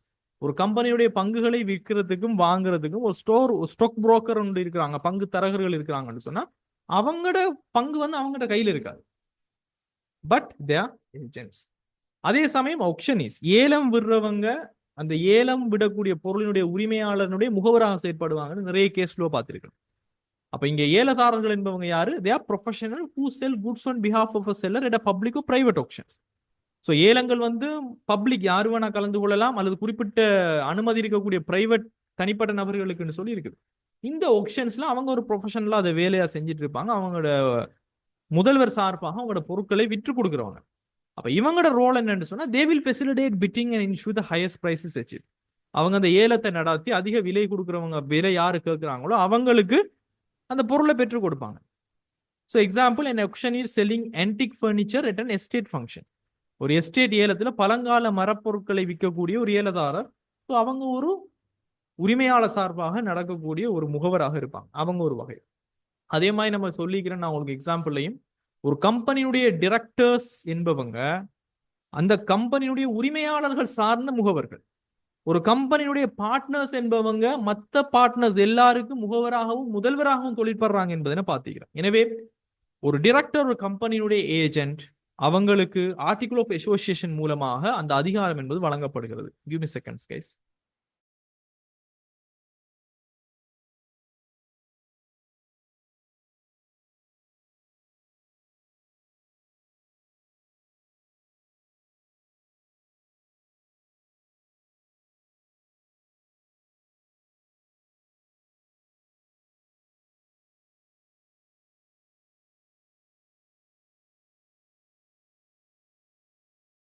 Right. So அவர்களுடைய அதிகாரம் இங்க சங்கத்தின் கட்டுரைகள் இருக்குது ஸ்டூடெண்ட்ஸ். இது வந்து கம்பெனி அகவிதி என்று மாற்றிக்கொள்ளணும். நான் உங்களுக்கு நோட்ஸ் தரும்போது மாற்றிக்கொள்றேன், சரியா? ஸோ பங்காளர்களை பொறுத்த வரைக்கும் நான் என்ன சொல்லுகிறேன்? Each partner is deemed both an agent and a principal for one another in a partnership. ஒரு பங்குடைமை பொறுத்த வரைக்கும் ஒரு பார்ட்னர் இன்னொருவருக்கு முகவராகவும் இருக்கிறார், முதல்வராகவும் இருக்கிறார். அதாவது மற்றவங்களுடைய நடவடிக்கைகளுக்கு இவங்க பொறுப்பு. இது 1990ஆம் ஆண்டுடைய பங்குடைமை சட்டத்தினுடைய பிரிவு 5 சொல்லப்படுகிற விஷயம். எனவே ஒரு டிரெக்டர் ஒரு பிசினஸ் கண்ட்ராக்ட்ல சைன் பண்றாரு அப்படின்னு சொன்னா அவர் ஏஜென்ட் என்கின்ற அடிப்படையில் அந்த கண்ட்ராக்ட் வந்து செல்லுபடியாகும். அதே மாதிரி ஜெனரல் ஏஜென்ட் இருப்பாங்க, பொதுவான முகவர்கள். இவங்க வந்து ஜென்ரலா எல்லா விஷயங்களையும் பிரின்சிபலினுடைய விஷயங்களை செய்யறதுக்கு அதிகாரம் வழங்கப்பட்டிருப்பாங்க. இவங்க வந்து யூஸ்வலி நொட்டரலி எக்ஸிக்யூட்டிவ் டீட், அதாவது பொதுவாக அந்த நொட்ரி மூலம் பவர் ஆஃப் அட்டர்னி கொடுக்கப்பட்டு இவங்க வந்து அனுமதிக்கப்படுவாங்க. For example property manager authorised to oversee all operation of rental property. ஒரு வாடகை சொத்தினுடைய அனைத்து செயல்பாடுகளையும் மேற்பார்வையிட அங்கீகரிக்கப்பட்ட ஒரு சொத்து மேலாளர் வந்து பவர் ஆஃப் அட்டர்னி மூலமாக வழங்கப்பட்டிருக்கு. அதே மாதிரிக்கு வழக்கறிஞர்களும் ஒரு ஏஜென்ட் தான். ஏன்னா யாருக்காக அவங்க வாதாடுறாங்களோ அவங்க முதல்வராகவும் இவங்க அவங்களுடைய முகவர்களாகவும் இருப்பாங்க. எனவே agents appointed by a proxy to represent clients in civil litigation. Civil வழக்குகளை பொறுத்த வரைக்கும் அவங்களுடைய கிளைண்ட்ஸை பிரதிநிதித்துவப்படுத்தப்படுகின்ற அவங்களுடைய ப்ராக்சியாக நியமிக்கப்படுகிறவங்க தான் இந்த வழக்கறிஞர்கள், அட்டர்னி அட் லோவா இருக்கிறாங்க. இவங்க என்ன செய்வாங்க? லீகல் ரெப்ரசன்டேட்டிவாக குறித்த வழக்குகளுக்காக அவங்களுடைய கிளைண்ட் சார்பாக போவாங்க. So lawyer representing client in breach of contract case. சில நேரங்களில் இந்த ஒப்பந்த மீறல் வழக்குகள் இடம்பெற்றால் அந்த மீறினவங்களை பிரதிநிதித்துவப்படுத்தவங்களாக அட்டர்னி அட் லோ வந்து நியமிக்க முடியும். ஸோ அவங்க போய் வாதாட முடியும், இவங்களுக்கு எதிராக அவங்க போய் கோர்ட்ல பங்கெடுக்க முடியும். ஸோ இது எல்லாமே டைப்ஸ் ஆஃப் ஏஜென்ட். பட் இது வந்து இதுவரைக்குமே கொஸ்டினுக்கு வந்ததில்லை. So that's not much important. அதே மாதிரி ஸ்டூடெண்ட்ஸ், ஒரு முகவரினுடைய அதிகாரம் சம்பந்தமாக நம்ம பார்க்கும்போது நம்ம ஏற்கனவே பார்த்திருந்தோம். ஒரு முகவருக்கான அதிகாரம் என்பது அவர் என்ன செய்ய முடியும், என்ன விஷயங்கள் அவருக்கு கொடுக்கப்பட்டுள்ளது என்பதுதான் அவரினுடைய அதிகாரமாக நம்ம பார்க்கிறோம். Principal is liable for an agent actions. வழமையாக நம்ம பார்க்கும்போது பொதுவாக முதல்வர் வந்து முகவரினுடைய நடவடிக்கைகளுக்கு பொறுப்பாக இருப்பார். நம்ம இந்த அதிகாரத்தினுடைய வகைகளை நம்ம பார்த்திருந்தோம். இங்க வெளிப்படையான அதிகாரம் என்பது இருக்கிறது. வெளிப்படை அதிகாரம்னா வாய்மொழி மூலமாக அல்லது எழுத்து மூலமாக நீங்க வெளிப்படையாக நீங்க வழங்கியிருப்பீங்க. For example, mister Perera is appointed as a director marketing of people's company. இதை நம்ம பார்த்திருந்தோம். ஓகே, ஸோ வெளிப்படையான அதிகாரம் என்பது எப்படி வரும்? அதே மாதிரி மறைமுகமான அதிகாரம் நிறைய தடவை நிறைய கொஸ்டின்ஸ்ல நம்ம பார்த்திருந்தோம். அவரோட ரோல் மூலமா, அவரினுடைய வகிபாகம் மூலமா, அவரோட பதவி மூலமா அவருக்கு கிடைக்கக்கூடிய அதிகாரம் வந்து இந்த மறைமுகமான அதிகாரம். இதன் மூலமாக எடுக்கக்கூடிய விஷயங்களுக்கு மூன்றாம் தரப்பினர்களுக்கு முதல்வர்கள் பொறுப்பாக இருப்பாங்க. வெளிப்படையான அதிகாரம் என்பது நம்ம ஏற்கனவே சொன்ன மாதிரி வெளிப்படையாகவே அவங்களுக்கு கொடுக்கிறோம். So authority perceived by a third party due to the principal's actions or omissions, even if such authority was not actually granted. அதிகாரம் வழங்கப்பட்டாவிட்டாலும் முதல்வர்களால இது வந்து அவங்க பிணைக்கப்படுவாங்க. Created under the rule of estoppel when a principal's behavior causes third party to believe the agent has certain authority. So சில authorities இருக்கிறதாக நம்பப்பட்டு ஈடுபடக்கூடிய கண்ட்ராக்ட்ஸ்ல முதல்வர்கள் பிணைக்கப்படுகிறார்கள். இது நம்ம பார்த்த விஷயங்கள் தான் அதிகாரத்தினுடைய வகைகள். So the key takeaways are 3 things. அதிகாரத்தை பொறுத்த வரைக்கும் வெளிப்படையான அதிகாரம் என்பது என்ன, மறைமுகமான அதிகாரம் என்பது என்ன, அதே மாதிரி அப்பேரண்ட் authority, வெளிப்படையான அதிகாரம் ரெண்டுமே ஒன்று தான். அப்பேரண்ட் authorityன்னு சொன்னா அவங்க நடந்து கொள்ற விதத்தின் அடிப்படையில் உருவாக்கப்படுகின்ற அதிகாரங்களாக நம்ம பார்க்கிறோம். ஸோ இந்த விஷயங்கள்லாம் நிறைய கேஸ் லோஸ்ல நம்ம டீல் பண்ணிக்கிறோம். So the 4.2 is done and I think we have seen some questions. மற்ற கொஸ்டினோட டச் பண்ணி நம்ம பார்த்துருந்தோம். 2024 ஜூலை, 2024 ஜனவரி, 2023 ஜூலைல இருந்துச்சு. And very important, the rights and duties of a principal and agent. ஒரு முதல்வர் மற்றும் முகவரினுடைய உரிமைகள் மற்றும் கடமைகள் பார்க்கும்போது ரொம்ப ரொம்ப ரொம்ப இம்பார்ட்டன்ட் முகவரினுடைய கடமைகள் என்ன என்பது. இது நிறைய இடத்துல நம்ம பார்த்துட்டோம். என்னென்ன செய்யணும், அவங்களுக்கு என்னென்ன கடமைகள் இருக்குது சம்பந்தப்பட்ட விஷயங்கள் நம்ம பார்த்திருந்தோம். And also we have to see this 2022 July question ஸ்பெஷலா இதுலயே வந்துருந்துச்சு. ஸோ இந்த கொஸ்டினை பாருங்க.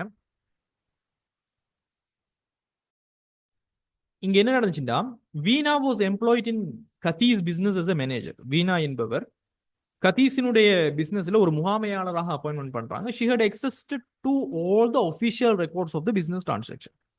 வணிகத்துல என்னென்ன கொடுக்கல் வாங்கல் நடக்குமோ அது எல்லாமே வீணாக்கு accessible டாக்குமெண்ட் அவங்களோட கையில இருந்துச்சு. Veena was handling many key accounts of the clients of the business. இந்த வணிகத்தினுடைய நிறைய முக்கியமான கிளைண்ட்ஸினுடைய எல்லா விஷயங்களும் இவங்க தான் ஹேண்டில் பண்றாங்க. However, Kathy noted that Veena has started a competitive business that is similar to Kathy's business. So Kathy என்ன பிசினஸ் செஞ்சுட்டு இருந்தாரோ அதே பிசினஸ் மாதிரியான ஒரு போட்டிமிக்க பிசினஸ் வீணா வந்து அவங்க சொந்தமா உருவாக்கி செஞ்சுட்டு போறாங்க. So Veena has utilized the information that she has gathered during her period of employment in Kathy's business to make a secret profit. வீணா கேத்திஸினுடைய வணிகத்துல என்னென்ன தகவல்கள் அவங்களோட கஸ்டமருடைய இன்ஃபர்மேஷன் எல்லாம் கிடைச்சிச்சோ அதையெல்லாம் யூஸ் பண்ணி இப்ப அவங்களோட சொந்த பிசினஸ்ல ரகசிய லாபங்கள் உழைக்க ஆரம்பிச்சுக்கிறாங்க. Meanwhile, Kathy's friend Tony helped her to run the business and Kathy requested him to find a suitable buyer to sell one of her properties in gold. So இதே டைம்ல இன்னொரு விஷயம் வந்தது. கேத்தின்னா அந்த வீணாவினுடைய உரிமையாளர், அதாவது வணிகத்தினுடைய உரிமையாளர், அவரை ஃப்ரெண்ட் டொனிட்ட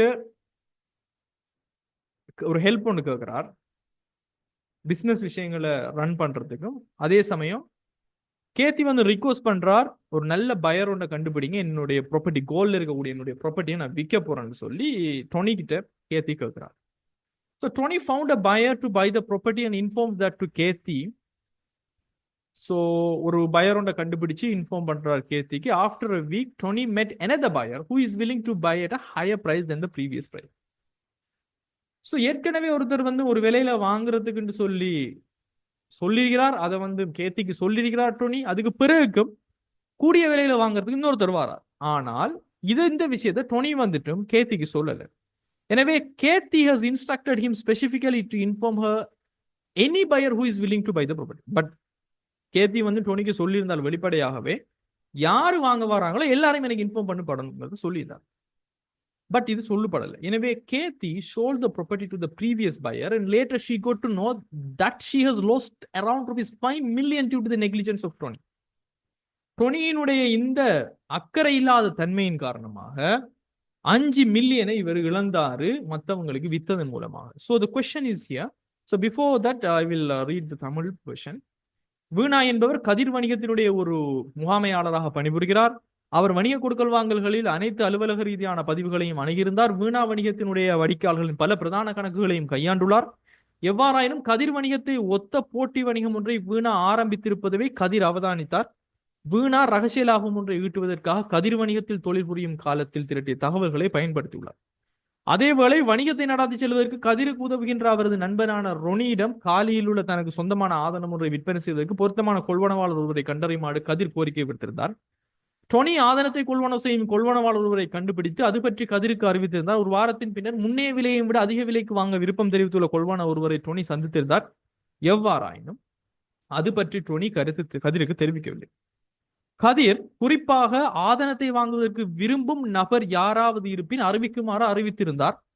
கதிர் முன்னைய கொள்வனவாளருக்கு ஆதனத்தை விற்பனை செய்துள்ளார். அதன் பின்னரே டொனியின் கவனையினம் காரணமாக ஏறத்தாழ 5 மில்லியன் நட்டத்தை தான் அடைந்திருப்பதை கதிர் வந்து அறிந்து கொண்டார். விஷயம் புரிஞ்சிச்சு தானே ஸ்டூடெண்ட்ஸ்? முதலாவது கொஸ்டின், முகவராண்மை சட்டத்தின் கீழ் கதிர் தொடர்பில் வீணாவின் கடமைகளை விவரிங்க அப்படின்னா சிம்பிளா முகவரினுடைய கடமைகளை விவரிங்கிறது தான் கொஸ்டின். ரைட்? அப்போ ஏஜென்சி அண்ட் ஃபிடியூஷரி டியூட்டிஸ் என்னது நம்ம சொல்ல முடியும். ஒரு முகவரை பொறுத்த வரைக்கும் இவங்க 2 பேருக்கும் இடையில ஒரு நம்பிக்கை சார்ந்த ஒரு விடயம் இருக்கிறது. முதல்வர் என்பவர் அதிகாரத்தை வழங்குகிறார், முகவர் என்பவர் அந்த அதிகாரத்தை பெற்றுக்கொள்கிறார். அதே சமயம் இங்கே கேத்தி வந்து சொந்தமாக வியாபாரம் செய்கிறவர் ஒரு முதல்வராகவும், வீணா வந்து ஒரு முகவராகவும் இருக்கிறார். அதே சமயம் ஒரு முகவருக்குரிய நம்பிக்கைக்குரிய கடமைகள் அப்படின்னு பார்க்கும்போது இந்த கேஸை பொறுத்த வரைக்கும் மிக முக்கியம் கன்ஃபிடென்ஷியலிட்டியும் கன்ஃபிளிக்ட் ஆஃப் இன்ட்ரெஸ்ட் நிறைய இருக்குது. அதையும் நீங்க எழுதலாம். பட் இங்க ரொம்ப எதிர்பார்க்கப்படுவது நம்பிக்கை தன்மை. ஏன்னா அவங்களுடைய ரகசிய தகவல்களை எடுத்து இவர் பிசினஸுக்கு யூஸ் பண்ணி லாபம் அடைகிறார். அது வந்து கூடாது. an agent must not divulge confidential information related to the principal. நம்ம கேஸ்ல பார்த்திருக்கிறோம் ஏஜி வர்சஸ் பிளாக். என்னது தனிப்பட்ட ஆதாயத்துக்காக ரகசிய தகவல்களை பயன்படுத்துவது நம்பிக்கை கடமையை மீறுவது என்பது.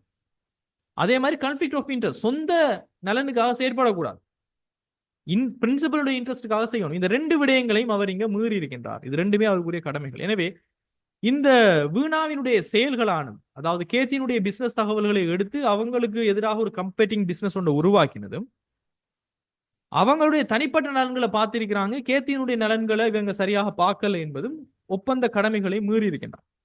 எனவே முதல்வரான உரிமையாளருக்கு என்னென்ன இருக்குதுன்னு சொன்னா ஒன்று டெர்மினேட் தி ஏஜென்சி. இதுக்கு பிறகு கேத்திக்கும் எனக்கு சம்பந்தம் இல்லைன்னு சொல்லி முகவராண்மையை முடித்துக் கொள்ள முடியும். அதே மாதிரி என்னென்ன ரகசிய லாபங்கள் இவங்க ஈட்டி கொண்டாங்களோ அது எல்லாத்தையுமே அவர் மீட்டெடுக்க முடியும். இது மத்த நம்ம பார்த்த கேஸ் லோஸ் மாதிரி தான்.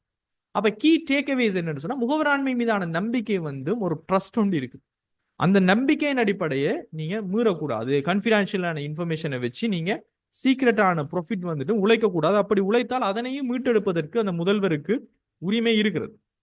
சோ இதை பத்தி நீங்க விவரிக்கணும் 5 மார்க்ஸுக்கு. ஏன்னா இங்க கேட்கப்பட்டது முகவராண்மை சட்டத்தில் கதிர் தொடர்பில் வீணாவினுடைய கடமைகள். இந்த 2 பிரதானமான கடமைகள் தான் நீங்க மிக பிரதானமாக மீறப்பட்டதாக இருக்கிறது. அதே சமயம் முகவராண்மை சட்டத்தின் கதிர் மற்றும் டொனி ஆகியோருக்கு இடையிலான கடமைகளையும் உரிமைகளையும் ஆராய்க என்று சொன்னா இப்ப முதலாவது சொல்லுங்க ஸ்டூடெண்ட், 5 மில்லியன் நஷ்டம் ஏற்பட்டத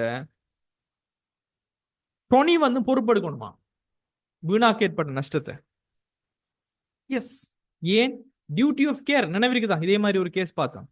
அக்கறையோட நடந்து கொள்ளணும் என்பதனை இவங்க மீறி இருக்கிறாங்க. ஈவன் நீங்க காசு உங்களுக்கு எந்த ஒரு கமிஷனும் இல்லாவிட்டாலும் கூட டியூட்டி ஆஃப் கேர் என்பதை நீங்க மீறி அதன் மூலமாக நஷ்டம் அடைந்திருந்தால் முதல்வருக்கு நீங்க பொறுப்புக்கிடணும். அப்ப இங்க பிரின்சிபலாக கேத்தி இருக்கின்றார், ஏஜென்ட்டாக கேத்திஸினுடைய ப்ராப்பர்ட்டிஸை விற்கிறதுக்காக அப்பாயின்மெண்ட் பண்ணப்பட்ட டொனி இருக்கின்றார். ஒரு முகவரினுடைய அக்கறைக்கான கடமை என்ன? Every agent must exercise due care when acting on behalf of the principal. முதல்வர் சார்பாக நீங்க செயற்படும் போது ஒவ்வொரு முகவர்களும் உரிய கவனத்துடன் செயற்பட வேண்டும். உங்களினுடைய அலட்சியம், உங்களினுடைய நெக்லிஜென்ஸால ஏஜென்ட் செய்த விட்ட தவறின் காரணமாக ஒரு முதல்வருக்கு ஒரு இழப்பு வந்தால் அந்த இழப்பை நீங்கள் எந்த ஒரு கமிஷனும் இல்லாமலும் ஒரு தன்னார்வமாக ஒரு வாலண்டியரா வந்து ஹெல்ப் பண்ண வந்திருந்தால் நீங்கள் பொறுப்பெடுக்க வேண்டும். இதே விஷயம் தான் இந்த கெப்பல் வர்சஸ் வீலர் அப்படின்னு சொல்லக்கூடிய கேஸ்ல நடந்துச்சு. உங்களுக்கு நினைவு இருக்குன்னு நான் நினைக்கிறேன். ரைட்? சோ இதை நம்ம குறிக்கோள் காட்டி நம்ம சொல்ல முடியும் முதல்வர்களுடைய அறிவுறுத்தல்களுக்கு இணங்கணும். இது அடுத்த விஷயம். ரைட்? இது முதலாவது விஷயம் மீறப்பட்டுச்சு, டியூட்டி ஆஃப் கேர். அதே மாதிரி முதலாவது விஷயம் முதல்வர்களுடைய அறிவுறுத்தல்களுக்கு நாங்க செயற்படணும். அவர் சொல்லியிருக்கார், யார் வந்து கேட்டாலும் ஒஃபர் எனக்கு சொல்லுங்க, அதையும் அவர் இணங்காம விட்டுகிறார். அதுக்கான கேஸ்ல தான் டர்பின் வர்சஸ் பில்டர். அப்போ அறிவுறுத்தல்களை மீறியதற்காக முகவரை வந்து நீதிமன்றம் பொறுப்பேற்றியது இந்த கேஸ்ல. இதன் அடிப்படையில் ஸ்டூடெண்ட்ஸ் இந்த பிரின்சிபலுக்கு என்னென்ன உரிமைகள் இருக்குது அப்படின்னு சொன்னா sue Tony for damages. இவருக்கு ஏற்பட்ட இழப்பீடுகளை கோரி வழக்கு தொடர முடியும். பிகாஸ் இவர் வந்து அலட்சியமா இருந்திருக்கிறார், என்னுடைய அறிவுறுத்தல்களை இணங்கவில்லை, அதனால எனக்கு ஏற்பட்ட நஷ்டத்துக்கு ஏஜென்ட் பொறுப்புன்னு சொல்லி வழக்கு தொடர முடியும். அதே சமயம் அவரிடமிருந்து இழப்பீடாக பெற்றுக்கொள்ளவும் முடியும். ஏற்கனவே பார்த்த கேஸ் க்ளோஸ் தான். எனவே the key takeaways are agents must act diligently and follow the principal instructions. நீங்கள் கவனமாக அக்கறையோடு அவங்களுடைய விடயங்களை செய்ய வேண்டும். அப்படி இல்லாட்டி முதல்வர்களுக்கு தீர்வுகள் இருக்கிறது, ஏஜென்ட் தான் பொறுப்பெடுக்க வேண்டிய நிலைமை வரும். So it's usual question pattern ஒன்று தான். பட் இது நேரடியாகவே இந்த கொஸ்டின் வந்து இந்த முகவருடைய கடமைகள் சம்பந்தமாக வந்துச்சு. சோ ரொம்ப முக்கியம் இந்த முகவருடைய கடமைகள். மற்றும்படி நமக்கு பாக்குறதுக்கு இருக்கிறது ஸ்டூடெண்ட்ஸ், இந்த முகவரினுடைய உரிமைகள் இது ரொம்ப இதுவரைக்குமே கொஸ்டினா வந்ததில்லை. ஒருத்தருக்கு கடமைண்டா இன்னொருத்தருக்கு உரிமை, சிம்பிள், ரைட்? முகவருக்கு கடமை இருக்குதுன்னு சொன்னா அந்த கடமைகள் எல்லாத்தையும் செய்ய வேண்டும் என்பது முதல்வருக்கு உரிமையா இருக்கு. ஒரு முகவராக ஒரு ஏஜென்ட்டாக செயற்படும் போது உங்களுக்கு சில உரிமை இருக்குது. சிம்பிளா என்ன, நீங்க என்னத்துக்காக செயற்படுறீங்க? கமிஷனுக்காக செயற்படுறீங்க. ஒரு ஏஜென்ட் சம்பளத்துக்காக செயற்படுறீங்க. அப்ப உரிமை என்ன? ஒரு முகவருக்கு உரிமை என்னவா இருக்க முடியும்? ஊதியம் பெறுவதற்கான உரிமை இருக்குது. அதாவது ஒரு ஏஜென்ட்டுக்கு ரைட்ஸ் இருக்குது. அவருக்கு பேசின சம்பளம் அல்லது அவருக்கு பேசின கமிஷனை பெற்றுக்கொள்வதற்கு அவருக்கு உரிமை இருக்குது, அவர் வேலையை அவர் சரிவாக செய்யும் போது, ரைட்? இது வந்து வெளிப்படையான அக்ரிமெண்ட் மூலமாக இருக்கலாம், அல்லது வளமையாக அந்த பிசினஸ்ல அப்படி செஞ்சா அப்படி சல்லி கொடுப்பணுங்கிற நடவடிக்கைகள் மூலமாக வந்திருக்கலாம். அதே மாதிரி ஏதாவது இழப்பீடுகள், இன்டெம்னிட்டி, ஏஜென்ட் வந்து அவருக்கு இருக்கக்கூடிய அந்த மறைமுகமான அதிகாரத்தை பயன்படுத்துவதன் மூலமாக சட்ட ரீதியாக செல்லுபடியாக கூடிய செலவுகள், நட்டங்கள், செலவுகள் ஏற்பட்டிருந்தால் அதனை பெற்றுக்கொள்வதற்கு அவருக்கு உரிமை இருக்கிறது. அதே சமயம் ரைட் ஆஃப் லியன், உடைமை. If the principal unreasonably withholds commissions or remuneration, the agent can exercise right of lien. ஒரு முதல்வர் நியாயமற்ற முறையில் அவங்களோட கமிஷனை பிடிச்சி வச்சுக்கிறாரு, ஊதியத்தை நிறுத்தி வச்சிருந்தாருன்னு சொன்னா ரைட் ஆஃப் லியன் அவர் யூஸ் பண்ணி அதனை பெற்றுக்கொள்ள முடியும். This allows the agent to retain the possession of the principal's goods in their lawful custody until the payment is done. காசை கொடுக்கிற வரைக்கும், கமிஷனை கொடுக்கிற வரைக்கும் முகவர் ஆனவர் முதல்வருடைய சொத்துக்கள், பொருட்களை கூட வைத்திருப்பதற்கான உரிமையை ஒரு முகவருக்கு கொடுக்கிறது. அப்ப இதெல்லாமே முகவரினுடைய உரிமைகள். பட் இதுவரைக்கும் கொஸ்டினுக்கு வந்ததில்லை. லைட்டா பார்த்துட்டு போனா போதும். And duties of a principal, எப்படி ஒரு முகவரினுடைய கடமைகள் ரொம்ப பிரதானமாக இங்க பார்க்கப்பட்டதோ அதே மாதிரி முதல்வருக்கும் கடமைகள் இருக்குது. ஒரு முதல்வருக்கு என்ன கடமை? முகவருக்குரிய உரிமைகள் வந்து முதல்வருக்கான கடமைகளாக இருக்க போகிறது. சம்பளம் பெற வேண்டியது ஒரு உரிமையாக இருந்தால் சம்பளம் கொடுக்க வேண்டியது முதல்வரினுடைய கடமை, ரைட்? சோ ஊதியம் செலுத்த வேண்டிய கடமை இருக்குது. பிரின்சிபல் கட்டாயமாக ஏஜென்டினுடைய சேவைகளுக்கு அவங்களுக்கு செலுத்த வேண்டிய கமிஷனை, அவங்களுக்கு எடுத்த வேண்டிய சம்பளத்தை கொடுக்கணும். அந்த பணம் என்பது வெளிப்படையாக எப்படி நீங்க ஒத்துக்கொண்டீங்களோ, வெளிப்படையாக ஒப்பந்தத்தில் குறிப்பிடப்பட்டுள்ளது அப்படி நீங்க செயற்படலாம். ஒப்பந்தம் என்பது இல்லாவிட்டால் வளமையாக அந்த பிசினஸ்ல ஈடுபடுறவங்க பழக்க வழக்கங்கள் மூலமாக எப்படி கொடுக்கப்படுமோ அந்த மாதிரி நீங்க கொடுக்கப்பட வேண்டும். எது எவ்வாறோ முக்கியமான point, payment must be made promptly. முறையாக முகவர்களுக்கு தேவையான பேமெண்ட் வந்து நியாயமான அவங்களோட சர்வீஸுக்கு கொடுத்துட வேண்டும். சோ ஊதியம் பெற வேண்டியது முகவரினுடைய உரிமைகள், கொடுக்க வேண்டியது முதல்வரினுடைய கடமை. அதே சமயம் இழப்பீடு பெற வேண்டியது உரிமையினுடைய முகவரினுடைய உரிமை. பிகாஸ் அவரு அந்த முதல்வர் முகவரில் இருக்கும்போது அந்த மாதிரியான செலவுகளை அவசரத்துக்கு அவர் செய்ய வேண்டியது இருக்கு. அதனை பெறுவது அவரினுடைய உரிமை என்றால் அதனை கொடுக்க வேண்டியது முதல்வரினுடைய கடமை. எனவே indemnity, principal must compensate the agent for the expenses, losses and liabilities incurred during the execution of authority.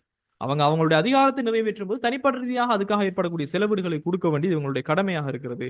இது வந்து வெளிப்படையாக மறைமுகமாக அவங்களுடைய அதிகாரத்தை செயற்படும் போது ஏற்பட்ட செலவுகளாக இருக்கலாம். இது வந்து நேரடியாக தொடர்புடைய செலவுகள், லோசஸ், எதெல்லாமே அவங்களுடைய கடமைகளோடு தொடர்புபடுகிறதோ அதெல்லாம் இருக்குது. இது ஒரு வழக்கு சட்டம் உண்டு ஸ்டூடெண்ட்ஸ், அடம்ஷன் வர்சஸ் ஜாவிஸ். இதை பார்த்தா உங்களுக்கு இன்னும் தெளிவாக உங்களுக்கு இந்த இழப்பீடு தொடர்பாக உங்களுக்கு விளங்கும். So just see the case law quickly. So இந்த வழக்கினுடைய மேலோட்டத்தை பாருங்க. இது என்ன நிலைமை நடந்துச்சுன்னு சொன்னா, Adamson, an auctioneer, was instructed by Jarvis to sell the goods. அதம்ஷன்ங்கிறவர் ஒரு ஏலதாரராக இருக்கிறார், ஆக்ஷனியரா இருக்கிறார். நம்ம ஏற்கனவே பார்த்த மாதிரி ஏஜென்ட்ஸினுடைய டைப்ஸ்ல ஆக்ஷனியர் என்பது வரும். ஜாவிஸ் என்கின்ற பிரின்சிபல் அவர் தான் அவருடைய பொருட்களை உங்களுடைய ஏலத்துல போட்டு எனக்கு வித்துதாங்கன்னு இவரை ஏஜென்ட்டாக செய்யறார். Adamson acted on this instruction and sold the goods. Adamson வந்து ஓகே, அவருடைய இன்ஸ்ட்ரக்ஷன் படி அந்த பொருளை விற்கிறார் இன்னொருத்தருக்கு. பட் பிறகு தான் தெரிய வருது, it was later discovered that ஜாவிஸ் did not have the title of the goods. ஜாவிஸ் யாரு விற்க சொல்லி சொன்னாங்களோ அவருக்கு வந்து இந்த பொருளினுடைய விற்கிற சொல்றதுக்கான உரிமையே இல்லைங்கிறது பிறகு கண்டுபிடிக்கப்பட்டுச்சு. உண்மையான ஓனர் வந்து அதம்ஷனுக்கு வழக்கு தொடர்ந்து அவர்கிட்ட இருந்து அவருக்கு ஏற்பட்ட நஷ்ட ஈடுகளை பெற்றுக்கொண்டார், ரைட்? அதம்ஷன் வந்து காசு கொடுக்க வேண்டிய நிலைமைக்கு வந்துட்டு. இப்போ இஷ்யூ என்னன்னா, can Adamson claim indemnity from Jarvis for the loss incurred due to the principal's misrepresentation? எனக்கு ஓனர்ஷிப் இருக்குதுன்னு சொல்லி அவர் பிழையாக வழி நடத்தியிருக்கிறார் இந்த ஏஜென்ட். அதன் மூலமாக அவருக்கு ஏற்பட்ட இழப்பீடு, அவருக்கு போக வேண்டிய கமிஷன்ஸ் அவர் மீள பெற்றுக்கொள்ள முடியுமா என்கின்ற ஒரு இஷ்யூ ஒன்று இங்க வந்துச்சு. அப்ப நீதிமன்றம் இங்கு தீர்ப்பு என்ன வழங்கினுச்சுன்னு சொன்னா, the court ruled in favor of Adamson. அதம்சனுக்கு சார்பாகத்தான் இந்த நீதிமன்றம் தீர்ப்பளிச்சது. அவர் சொன்னிச்சு, பிரின்சிபல் ஜாவிஸ் வந்து லயபிள் பிகாஸ் அவரால தான் இந்த நட்டம் ஏற்பட்டிருக்குது. பிகாஸ் அவரு சொன்ன மாதிரி தான் இவர் நடந்து கொண்டிருக்கிறாரு. ஆனால் இவர் உரிமை இல்லாமல் இந்த பொருளை வில்லுங்கன்னு சொன்னது இவர் ரைட் ஆஃப் செல் அதாவது விற்க செல்றதுக்கு உரிமை இல்லாமலுக்கே சொல்லியிருக்கிறார். எனவே பாதிக்கப்பட்ட இந்த ஏஜென்ட்டுக்கு அவருக்கு ஏற்பட்ட இழப்பை கொடுக்க வேண்டும் வந்துச்சு. எனவே இங்கே நம்ம அண்டர்ஸ்டாண்ட் பண்ண வேண்டிய சட்ட கோட்பாடு என்னன்னா, ஒரு ஏஜென்ட்டுக்கு அவருக்கு ஏற்பட்ட இழப்பீடுகள், நியாயமாக ஏற்பட்ட இழப்பீடுகளை அந்த முதல்வரிடம் இருந்து பெற்றுக்கொள்வதற்கு, அவங்களுடைய அதிகாரத்துக்கு உள்ள செயற்பட்டதன் காரணமாக ஏற்பட்ட இழப்பீடுகளை பெற்றுக்கொள்வதற்கு உரிமை இருக்கிறது. அவங்க நல்ல நம்பிக்கையோட செயற்பட்டிருக்கணும், அவங்களுடைய அதிகாரத்துக்கு உட்பட்டு. அதே சமயம் சில நேரங்களில் முதல்வர் சில விஷயங்களை தவறாக ரெப்ரசன்ட் பண்ணப்பட்டு, இப்ப இந்த கேஸ்ல நடந்த மாதிரி ஓனர்ஷிப் இல்லாமலுக்கே வில்லுங்க என்று சொல்லி அவர் வித்து அதன் மூலமாக ஏதாவது பிரச்சனைகள் ஏற்பட்டு நஷ்டங்கள் வந்தால் அதனை ஏஜென்ட்டுக்கு கொடுப்பதற்கு முதல்வர் கடமைப்பட்டுள்ளார். எனவே the key takeaways are agents protections. Agent இதிலிருந்து பாதுகாக்கப்படுறார் முதல்வர்கள் செய்யக்கூடிய தவறான வழிநடத்தல்கள்ல இருந்து. அதே மாதிரி பிரின்சிபல்ஸ் இந்த இழப்பீடுகளை கொடுப்பதற்கு இங்க பொறுப்பாக்கப்படுறாங்க. எனவே it's very important to understand ஏஜென்ட்ஸை பாதுகாக்கிறது. உதாரணம் மட்டும் தந்திக்கிறேன் பாருங்க. an agent sells a car on the principal's instruction, later discovered to be stolen. The principal must indemnify the agent for any legal claims by the true owner. ஒருத்தர் ஒரு காரை விற்கிறதுக்கு கொடுக்குறார் ஒரு ஏஜென்ட், பட் அந்த கார் அவரதே இல்லைங்கிறது தெரியாமலுக்கே இவர் விற்கிறார். True owner லீகலாக எக்ஷன் எடுத்தால் இவருக்கு ஏற்பட்ட நஷ்டத்தை முதல்வரிடம் இருந்து பெற்றுக்கொள்ள அவருக்கு உரிமை இருக்கிறது. அப்போ இழப்பீடுகளை பெறுவதற்கான உரிமை இருக்கிறது. அது முதல்வரினுடைய கடமைகளாக இருக்கிறது. எனவே இந்த இழப்பீடு செய்ய வேண்டிய கடமைக்கு சில விதிவிலக்குகள் இருக்குது. எப்போது இழப்பீடு கொடுக்க தேவையில்லை என்றால் பின்வரும் சந்தர்ப்பங்களில் முகவருக்கு இழப்பீடு வழங்க முதல்வர் பொறுப்பல்ல. என்ன சந்தர்ப்பம்டா? the agent acted beyond their actual authority. முகவரானவர் அவங்களுக்கு உண்மையாக கொடுக்கப்பட்ட அதிகாரத்துக்கு அப்பால போய் செயற்பட்டு நட்டத்தை நீங்க ஏற்படுத்திட்டு நான் தான் பொறுப்பு, எனக்கிட்ட இந்த தாங்கன்னு கேட்க முடியாது. the agent acted recklessly or breached their duties. முகவரானவர் பொறுப்பற்ற முறையில் செயற்பட்டு அவருடைய கடமையை மீறி இருக்கிற போது அல்லது இல்லீகலான விஷயத்துல ஏற்பட்டு அவர் நஷ்டஈடுகள் கேட்க முடியாது. அதில் ஏற்படக்கூடிய விஷயங்கள் இருக்க முடியாது. எனவே the key takeaways ஒரு பிரின்சிபல் அவருடைய முதல் கடமை ஒரு ஏஜென்ட்டுக்கான ஊதியத்தை கொடுக்க வேண்டும். அதே மாதிரி அதிகார வரம்புக்குள்ள உட்பட்டு செயற்பட்டு ஏற்படக்கூடிய செலவுகள் இழப்பீடுகளை கொடுக்க வேண்டும். பட் சில விதிவிலக்குகள் இருக்கிறது. விதிவிலக்குகள் சொன்னா அவருடைய அதிகாரத்தை மீறி செயற்பட்டு ஏற்பட்ட இழப்பீடுகள் செலவுகளுக்கு கேட்க முடியாது முதல்வரிடம் இருந்து. So these are the duties of a principal. And there are some legal effects of disclosed and undisclosed principle. இது நாம சில இடங்கள்ல சில கேசஸ்ல பார்த்திருந்தோம். அதாவது நீங்க முதல்வரை வெளிப்படுத்தியிருக்கோம். நம்ம இது கேசஸ்லயே நம்ம சில இதுல பார்த்திருந்தோம். அதாவது ஒரு பொதுவான ஒரு விதி என்ன? ஒரு முதல்வர் சார்பாக ஒரு முகவர் செய்யும் போது ஒரு அதிகாரத்துக்கு உட்பட்டு ஒப்பந்தத்துல நுழையும் போது கட்டாயமாக அந்த மூன்றாம் நபருக்கு நாங்கள் இவர் சார்பாகத்தான் இந்த ஒப்பந்தத்தில் நுழைகின்றோம் என்கிற விஷயம் சொல்லப்பட்டிருக்கணும். அப்படி சொல்லப்படாவிட்டால் யாரு பொறுப்புன்னு நம்ம பார்த்துக்கிறோம்? ஏஜென்ட் தான் பொறுப்பு. எனவே டிஸ்க்ளோஸ்ட் பிரின்சிபல், அன்டிஸ்க்ளோஸ்ட் பிரின்சிபல் ரெண்டு விதமாக நம்ம இதை பார்க்கலாம். நீங்க வெளிப்படுத்தப்பட்ட உங்களுடைய மூன்றாம் நபரோடு நீங்கள் ஒப்பந்தத்தில் ஈடுபடும் போது நான் ஒரு முகவர் தான், இவர் சார்பாகத்தான் நான் உங்களுடைய ஒப்பந்தத்தில் ஈடுபடுகிறேன் என்றால் அவர் ஒரு டிஸ்க்ளோஸ் பிரின்சிபல். முகவர் முதல்வரை வெளிப்படுத்துகிறார். இந்த சந்தர்ப்பத்தின் போது contractual relationship between the principal and the third party, மூன்றாம் நபருக்கும் முதல்வருக்கும் ஏற்படக்கூடிய ஒப்பந்த ரீதியான விடயம் பிணைக்கப்படும்.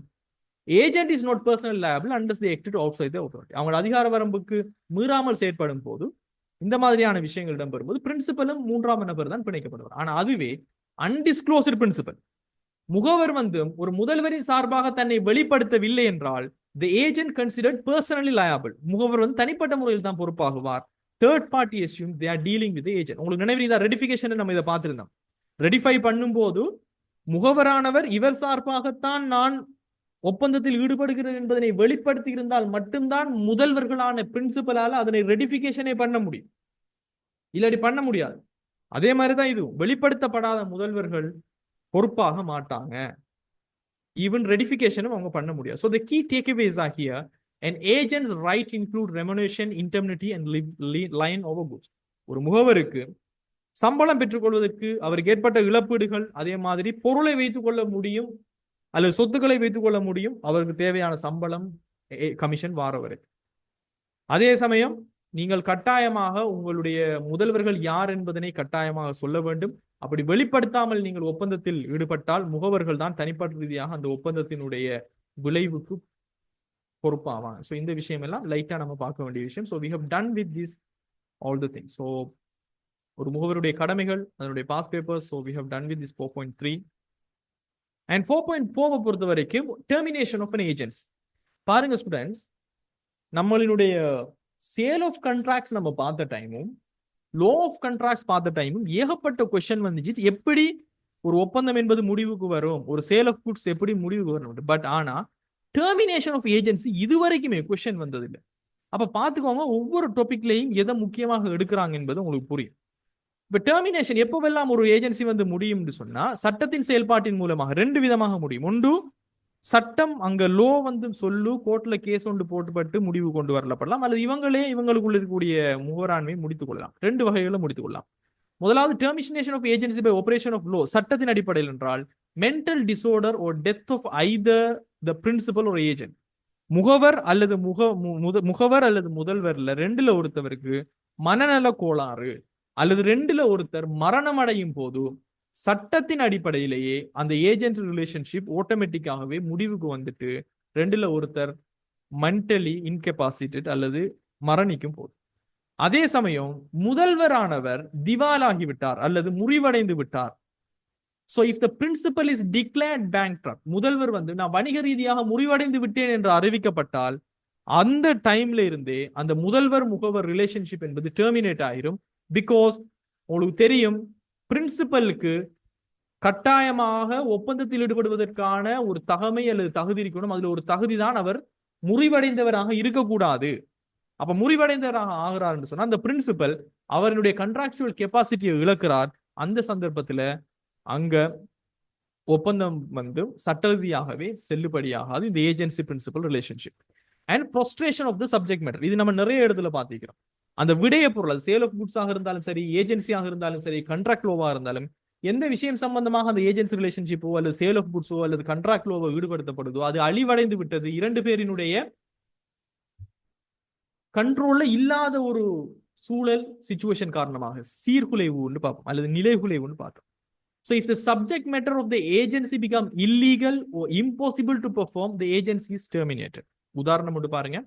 If an agent is authorized to import goods and the import of those goods is later banned by law, the agency ends. ஒரு முகவரானவர் பொருட்களை இறக்குமதி செய்ய அங்கீகரிக்கப்பட்டால், அந்த பொருட்களினுடைய இறக்குமதி பிறகு சட்டத்தால தடை செய்யப்பட்டால் அந்த முகவராண்மை அங்கேயே முடிவடைஞ்சிட்டு யாரும் எதையும் செய்ய வேண்டிய அவசியம் இல்லை. சோ இந்த மாதிரியான சந்தர்ப்பங்களில் ஒரு முகவராண்மை வந்து சட்டத்தின் அடிப்படையில் முடிவுக்கு கொண்டு வரப்படும். அப்படி இல்லைன்னா இவங்களாக விஷயங்களை முடிவு கொண்டு வரலாம். எப்படின்னு சொன்னா, என்னத்துக்காக ஏஜென்சி தொடங்கப்பட்டுச்சோ அது வந்து வேலை முடிஞ்சது, அந்த டாஸ்க் முடிஞ்சது. For example, the power of attorney granted to represent a principal in a court case ends when the case is concluded.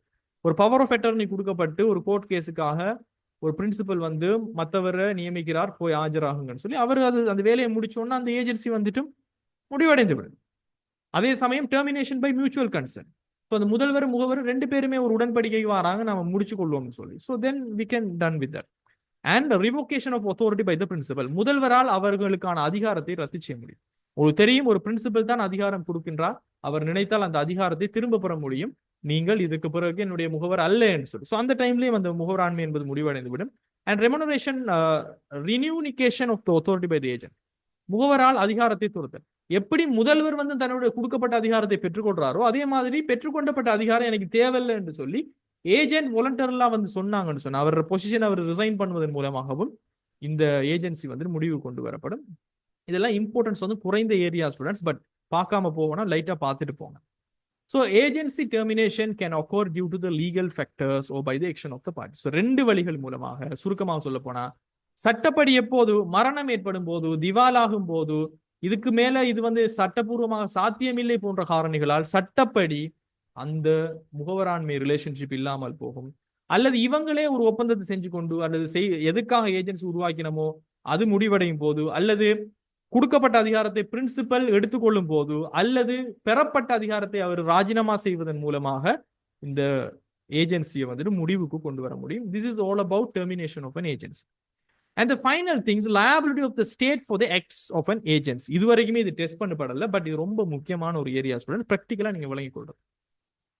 So I'm going to ask you one question. இப்போ students, நம்ம நாட்டுல அரசாங்கம் இருக்குது. நம்ம நாட்டினுடைய அரசாங்கம் சார்பாகத்தான் இங்க பிரதேச சபை, அரச திணைக்களங்கள், அரச கூட்டுத்தாபனங்கள், அரச கம்பெனிகள் என்று ஏகப்பட்ட அரசாங்கத்தை பிரதிநிதித்துவப்படுத்தப்படுகின்ற நிறுவனங்கள் இருக்கின்றன. அப்படின்னு சொன்னா இந்த நிறுவனங்கள் எல்லாமே இந்த அரசுக்கு சொந்தமான அல்லது அரசு சார்பாக செயற்படக்கூடிய நிறுவனங்கள் எல்லாமே அரசாங்கத்தினுடைய ஏஜென்ட் அப்படின்னு சொல்ல முடியுமா? Shall I get yes or no quickly please from all the people? Those are agents of state. It means அரசாங்கத்தினுடையது, கவர்மெண்டினுடையது.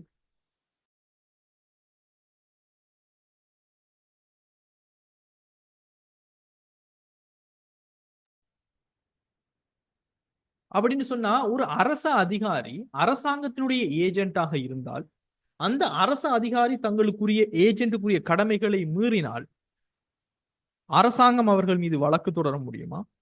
அல்லது முதல்வர்களாக இருக்கக்கூடிய அரசாங்கம் பிழை செய்தால் இந்த அரச கம்பெனிகள், அரச நிறுவனங்கள் அரசாங்கம் மீது வழக்கு தொடர முடியுமா? Let's see. Very interesting, right?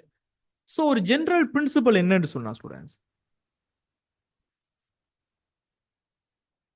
under the State Liability and Delict Act number 22 of 1969, the state is liable for civil wrongs committed by its officers or agents. 1969 ஆண்டினுடைய 22ஆம் மாநில என்று இருக்குது, இது அரசு என்று சொல்லி வரும். அரச சட்டத்தின் கீழ் அதன் அதிகாரிகள் அல்லது முகவர்களால் செய்யப்படும் சிவில் தவறுகளுக்கு, கிரிமினல் ஒஃபென்ஸ் கிடையாது, கிரிமினல் வேலைக்கு கிடையாது, சிவில் தவறுகளுக்கு அரசாங்கம் பொறுப்பெடுக்கும். The state assumes the role of the principal, binding itself to the actions of the agents. அரசு முதல்வரின் பாத்திரத்தை ஏற்றுக்கொள்கிறது, எனவே முகவர்களினுடைய நடவடிக்கைகளுக்கு தன்னை கட்டுப்படுத்திக் கொள்கிறது. Right? So the liability of infringement of intellectual property, அறிவுசார் சொத்துரிமை மீறலுக்கான பொறுப்பு, அதாவது the state is liable if an officer or agent, so அரசாங்கத்தினுடைய ஒரு அதிகாரி அல்லது ஒரு முகவர் என்னென்ன விடயங்கள் செய்திருந்தால் அரசாங்கம் பொறுப்பாகும்னு சொன்னா, பேட்டன்ட் இன்ஃபிரிஞ்ச்மென்ட்ஸ், காப்புரிமை மீறல்களில் ஈடுபடுறது, வியாபார குறிமீறல்களில் ஈடுபடுறது, பதிப்புரிமை மீறல்களில் ஈடுபடும் போது அரசாங்கம் தான் அதனை செய்தது என்று சொல்லி அரசாங்கத்தின் மீது வழக்கு தொடர முடியும், அவங்க பொறுப்பெடுக்க வேண்டும். Because the civil proceedings can be initiated against the state in such cases. இது போன்ற வழக்குகளில் அரசுக்கு எதிராக சிவில் நடவடிக்கைகளை தொடங்கப்படலாம். ஆனால் சில பொறுப்புகள் விதிவிலக்காக இருக்கிறது. அரச பொறுப்பு, அதாவது அரசாங்கம் தங்களினுடைய அரச அதிகாரிகள் அல்லது தங்களுடைய அரச நிறுவனங்கள் அல்லது தங்களுடைய முகவர்கள் செய்த வேலைகளுக்கு 2 விடயங்கள்ல பொறுப்பெடுக்க மாட்டாங்க, விதிவிலக்கு கொடுக்கப்பட்டது. உண்டு போஸ்டல் சர்வீஸ், அதாவது no liability for loss, damage or delay of postal articles. நீங்க அஞ்சல்ல அனுப்பின ஒரு விடயத்தை இழந்துட்டீங்க, சேதம் அடைஞ்சிட்டு, தாமதம் அடைஞ்சிட்டு, அதனால உங்களுக்கு இழப்பு வந்துட்டு, அதனால அஞ்சல் நிறுவனம், போஸ்ட் ஆபீஸ் வந்துட்டு அரசாங்கத்தினுடைய ஏஜென்ட் என்று சொல்லி நீங்க அரசாங்கத்தின் மீது வழக்கு தொடர்ந்தால் அதுக்கு அரசாங்கம் பொறுப்பல்ல என்பது சட்ட ரீதியாக சொல்லப்பட்டிருக்கு. So omissions by officers or agents handling the postal service. So தபால் சேவைகளை கையாளுகின்ற அதிகாரிகள் அல்லது அவர்களுடைய முகவர்களுடைய செயல்கள் அல்லது தவறுகளுக்கு அரசாங்கம் பொறுப்பெடுக்காது. உதாரணம் ஒன்று சொல்றேன் பாருங்க. A postal worker misplace a parcel, the state is not liable for the loss. ஒரு தபால் ஊழியர் ஒரு பார்சலை தவறாக வேற எங்கே கொடுத்தார், அதனால இழப்பு ஏற்பட்டது, அதன் காரணமாக அரசாங்கம் மீது அது வழக்கு தொடர்ந்தால் அதுக்கு அரசாங்கம் பொறுப்பெடுக்காது. Right?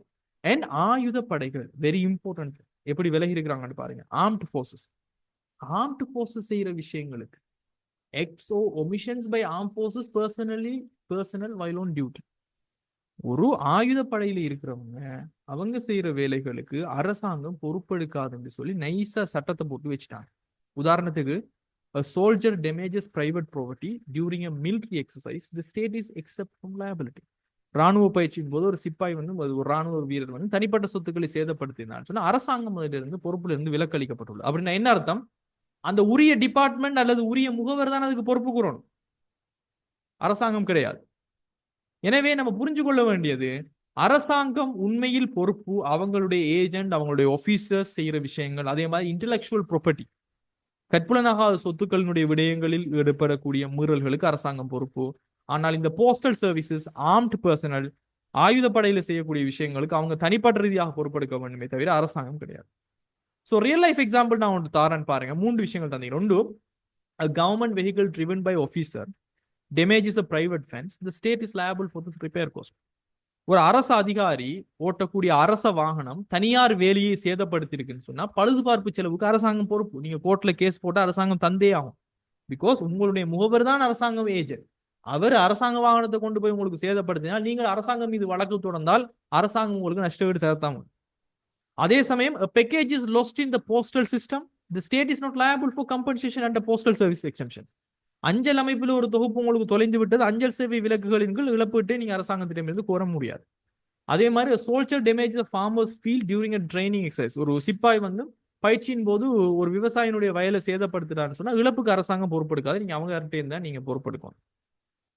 So these are the liability of the state for the acts of an agent, right? So guys, congratulations, we have done and dusted with law of agency. So உங்களுக்கு இப்ப தெரியும் எது முக்கியமான ஏரியா, எது வரும், எது லெஸ் இம்பார்ட்டன்ட், எது very important, எதுக்கு கூர்ந்து கவனம் செலுத்தணும், எதை லைட்டா பார்த்துட்டு போகணுங்கிற அறிவு உங்களுக்கு தெரியும். ஐ ஹோப் ஸோ 10 மார்க்ஸையும் தட்டி தூக்கிட்டு வருவீங்கன்னு நினைக்கிறேன். ஸோ நெக்ஸ்ட் கிளாஸஸ்ல நம்ம கம்பெனி சட்டம், பங்குடைமை சட்டம், நம்முடைய 5வது அலகு, அதுக்குரிய past papers we will start. Okay, so thank you for being very patience. ரொம்ப லாங் கிளாஸஸ் இது போயிட்டு, பட் பொறுமையா இருந்ததுக்கு ரொம்ப ரொம்ப தேங்க்ஸ். நல்லா படிங்க. Do your best.